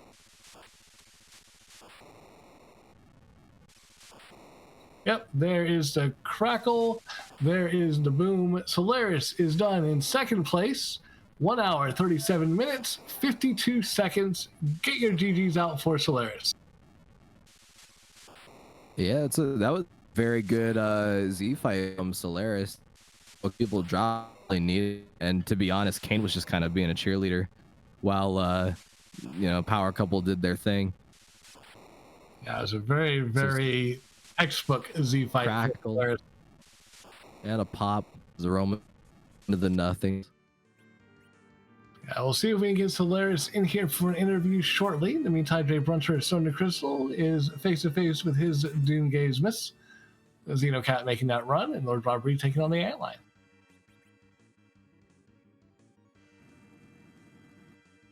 We have the Toddness, the only person on stream that probably gonna take a little there is probably Lord Bob, which is again kind of a big disposition for the start of the run, kind of just staying ahead. But he's that's behind actually. Yeah, it was all the RNG and rando going to rando. If Lord Bob Bree got the levels first, was clearly in the lead, and then chose, hey, I want to go ahead dive LST, and unfortunately that just wasn't the right decision. The other 3 runners went K value first. That's where you needed to be, and that's how it is. Rando going to rando some days. Yeah. Once more proving the point that K value got its namesake for a reason. But remember what I said earlier? We were looking probably about 1 hour 45. I wouldn't be surprised to see both Jay Runter and Xenocat finish under that 1 hour 45, and Lord Barbary maybe slightly passes about 1 hour 50. But I think we are joined by our second place finisher, Solaris. GG's. Hello, thank you. So, question: why Bahamut K first? Sometimes there's just value in Cave Bahamut. No, but seriously, 2 things. One, I'm in a big race like this, I'm willing to do gambles, trying to go for first place.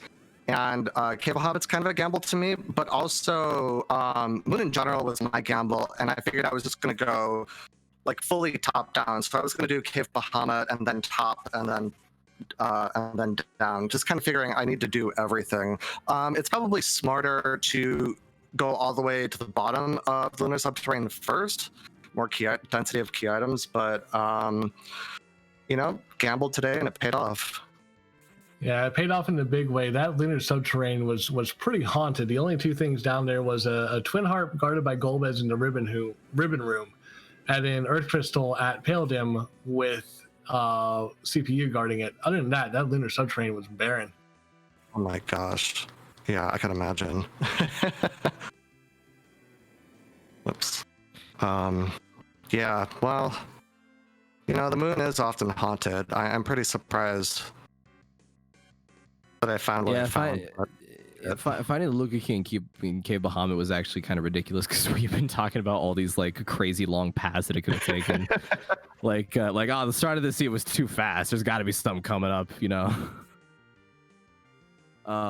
Speaking of which, we thought this seed was going to take us about an hour longer than it looks like it's going to take. So, what are your thoughts on this kind of flag set? It's called Commentator's Curse, and I'm sure you'll notice on the VOD that we sort of invoked that privilege a little bit too much, that the game just kind of said, you know what, let's give them a break. But what do you think? What were you thinking going into this one? Just taking a look at the flag set. What's the first thing that goes through your mind? The first thing that on my mind was this is gonna be a long one. Boss hunts can lead to longer seeds, though I guess sometimes it could show up early like it sort of did here.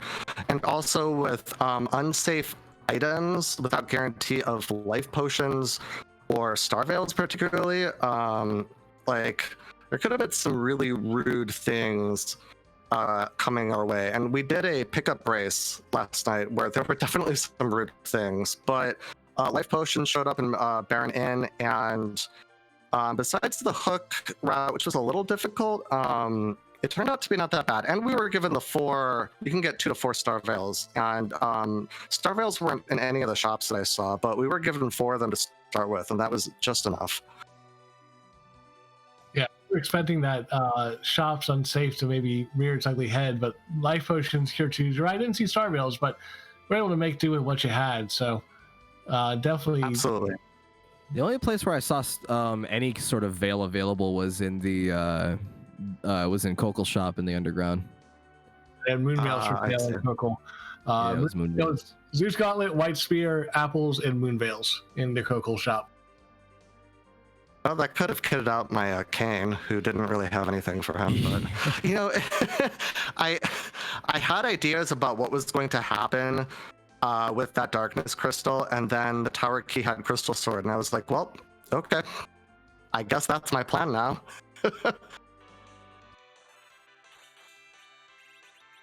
All right, well, any final thoughts about the run before we get Jay Brune in here, who just finished with a time of 1:41:29? Oh, he has. Well, I'll just say that I got incredibly lucky this seed. I mean, I know I ran it well, but choices that I made actually really paid out in my favor, and I'm really grateful for that. It feels really good to come second. And thank you so much to the commentary team, to the Restream team in general, for putting this show on. It is always appreciated. And I'm going to give us music as I head out here. No, I think that's it for me.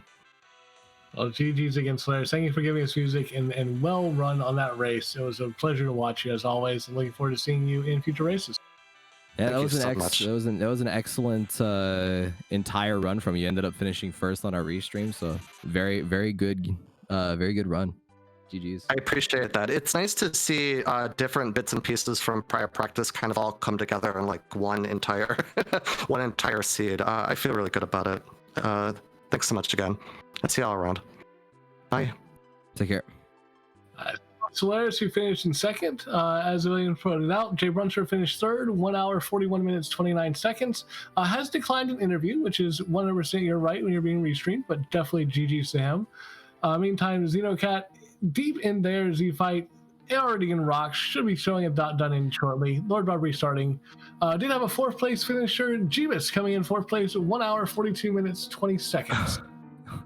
And it's Pokemon music was the boss theme for the prospective Dark Elf spot in the Twin Harp. So it's an interesting that's a good song to be sure. Pokemon's got some solid music.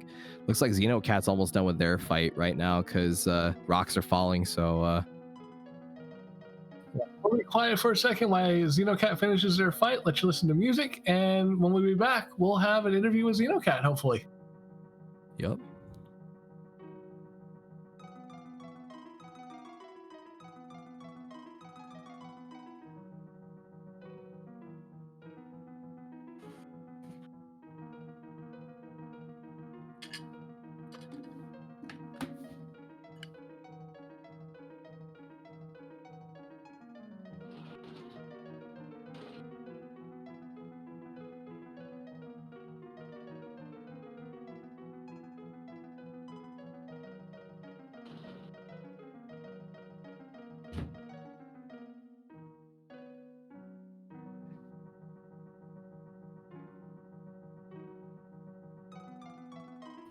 As William pointed out, it was champion battle from Pokemon Gold Silver for our Twin Heart music tonight. Xenocat did defeat Zeromus, or Doomgaze in this case, finishing in 5th place with 1 hour, 45 minutes, 41 seconds. I'll see about getting them in interview in just a moment. In the meantime, Lord Robri is deep in the middle of his Doomgaze battle. Wouldn't be surprised to finish early. With the setup Lord Bobry's rocking, I think because of all the extra fights that he did in the Lunar Subterranean, he's probably going to make quicker work of his boss fight than any of these other runners did. But unfortunately, he came to it just a little bit too late there. At least in terms of the restream anyways. He's still going to be finishing in a really good spot. But between our 4 restreamed runners, again, 21 total racers in this race, and our restream is going to take 2nd, 3rd, 5th, and unless someone snipes Lord Rodri here, probably 6th. So that's definitely great to see on our restream tonight. Yeah, they're going to be in the top 3rd, which is like really good.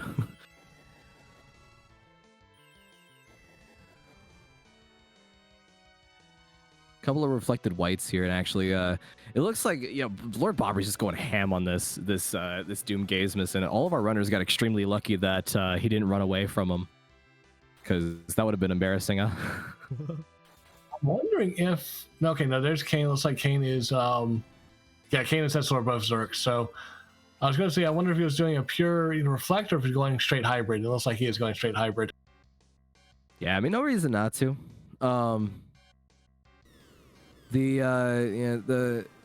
amazed that Tell is still alive, actually. I think a nerfed Big Bang is what stopped him from dying there. Rocks are falling already.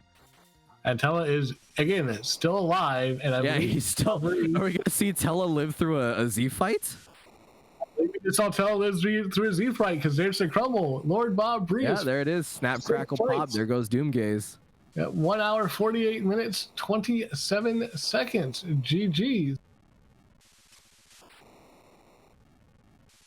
Let's see if we can get...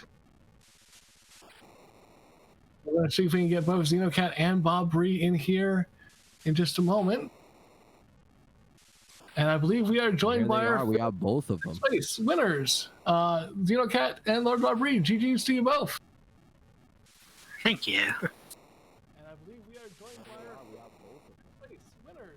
So this seed was looking to be a really hard, really terrible, long, and fortuitous seed that was going to withstand the test of time and also the runners. But instead, you guys took it out before the 2nd hour mark even passed. And actually, as a matter of fact, J-Brood and Solaris actually got it done like before that hour and 45-minute mark. So like, this was a very quick seed. Yeah, I was surprised. Pleasantly surprised, but surprised. Having some useful stuff for Cecil the tank and for Kane to hit weaknesses with helps speed things up.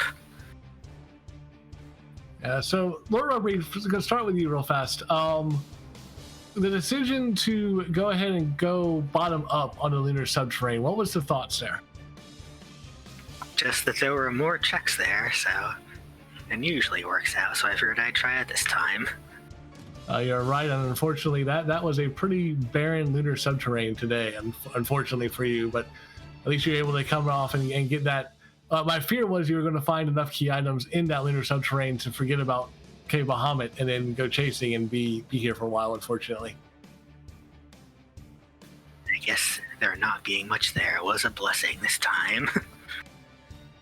and then Xenocat, you chose not to do an actual grind except for those doors. Once you got that Luca key, you waited to giant for last, did doors to get your levels, and then once you're through there, just ran straight through that giant. What was your thought process there?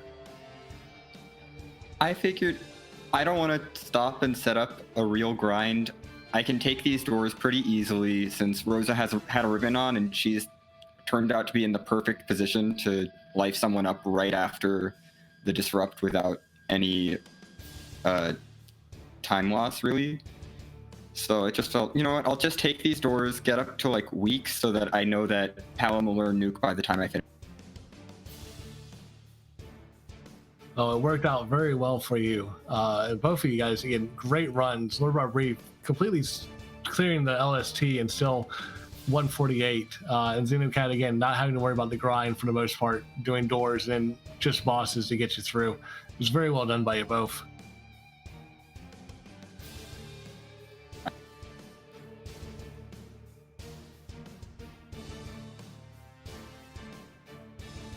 So what were you guys' take on this flag set as a whole when you first looked at it? This flag set, You had. you can.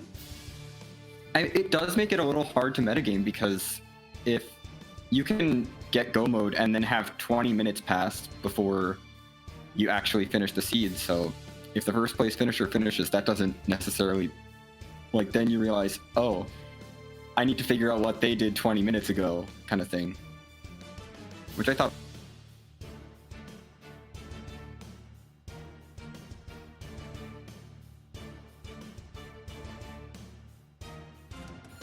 I like this one. Just had to look ahead to see. Well, since no safety checks, you had to look ahead to see what you actually wanted to use your items on in case it would pop up. Like, I was slightly worried I'd end up with a tough K-Nazo somewhere and not be able to find any Thor Rages. Yeah, that was a little bit of a concern. Yeah, running into that Kainatsu early, I think, is one of those things that sort of relieves the runners a little bit because you see it and you're like, oh, good thing I don't have to go up against that guy. Also, finding that Wyvern early when you had that starting Cecil and you're going, oh gosh, vanilla agility, and then thankfully Wyvern at Hobbs made it where like, oh good, I don't have to worry about this later. That was like, okay, I can't do this at battle speed 1. Let's try it once at battle speed 6. If I get through the fight, great. If not, we'll come back later. The rare occasion where Wyvern is the first kill of the run.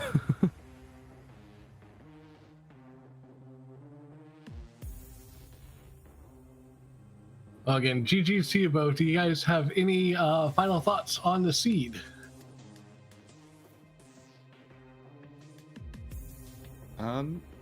This was, honestly, I would say this was a surprisingly jetty seed for this flag set. Both of the practice seeds I ran were over 2 hours and 15 minutes. I'm quite happy with how this one turned out. Nothing to say except this just makes me glad to have Cecil even with vanilla agility.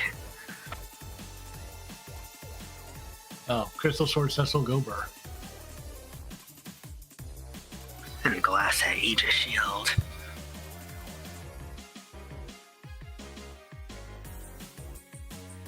Again, GG, thank you for so much for letting us feature both of you on the restream, and we look forward to seeing you in future races. Yep, thank you. Yeah, thanks for restreaming us. Yeah, definitely. Good runs tonight, boys. Or not boys, but you know what I mean. as a general catch-all term. right, well, that was Lord Darbree and Xenocat, our 6th and 5th place finishers, respectively. While we were doing interviews, we did have a couple additional finishes. We had PK4787 coming in 7th, 1 hour 52 minutes and 17 seconds, and Rumpf finishing 8th, 1 hour 54 minutes 26 seconds. GG's to both those guys too, getting done below, or like not a below. Is it below? Yep, sub 2 Do you hours. call it below 10th place or above 10th place? Top 10. You call it top 10. I think I heard.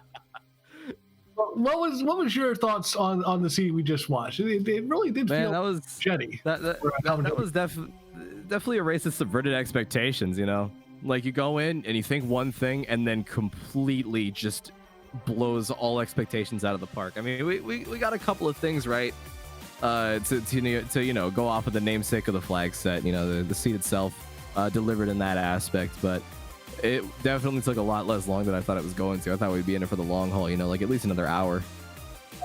But we are done. We are finished with our restream runners, but that does not mean we are finished with the free enterprise action. We are going to turn that over to Kinda Nerdy Housewife, who is still running this very seed in this very race.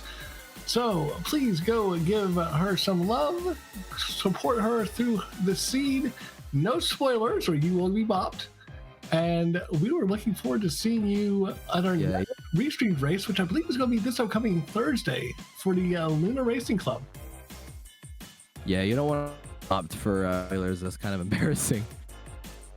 Yeah, but again, definitely give our featured runners a follow. Lord Darbree, Solaris, Xenocat, Jay Brunter putting themselves out there for you.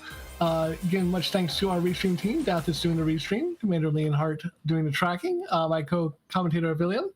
I am Gamer017. Thank you so much for joining us tonight, and we will see you guys Thursday.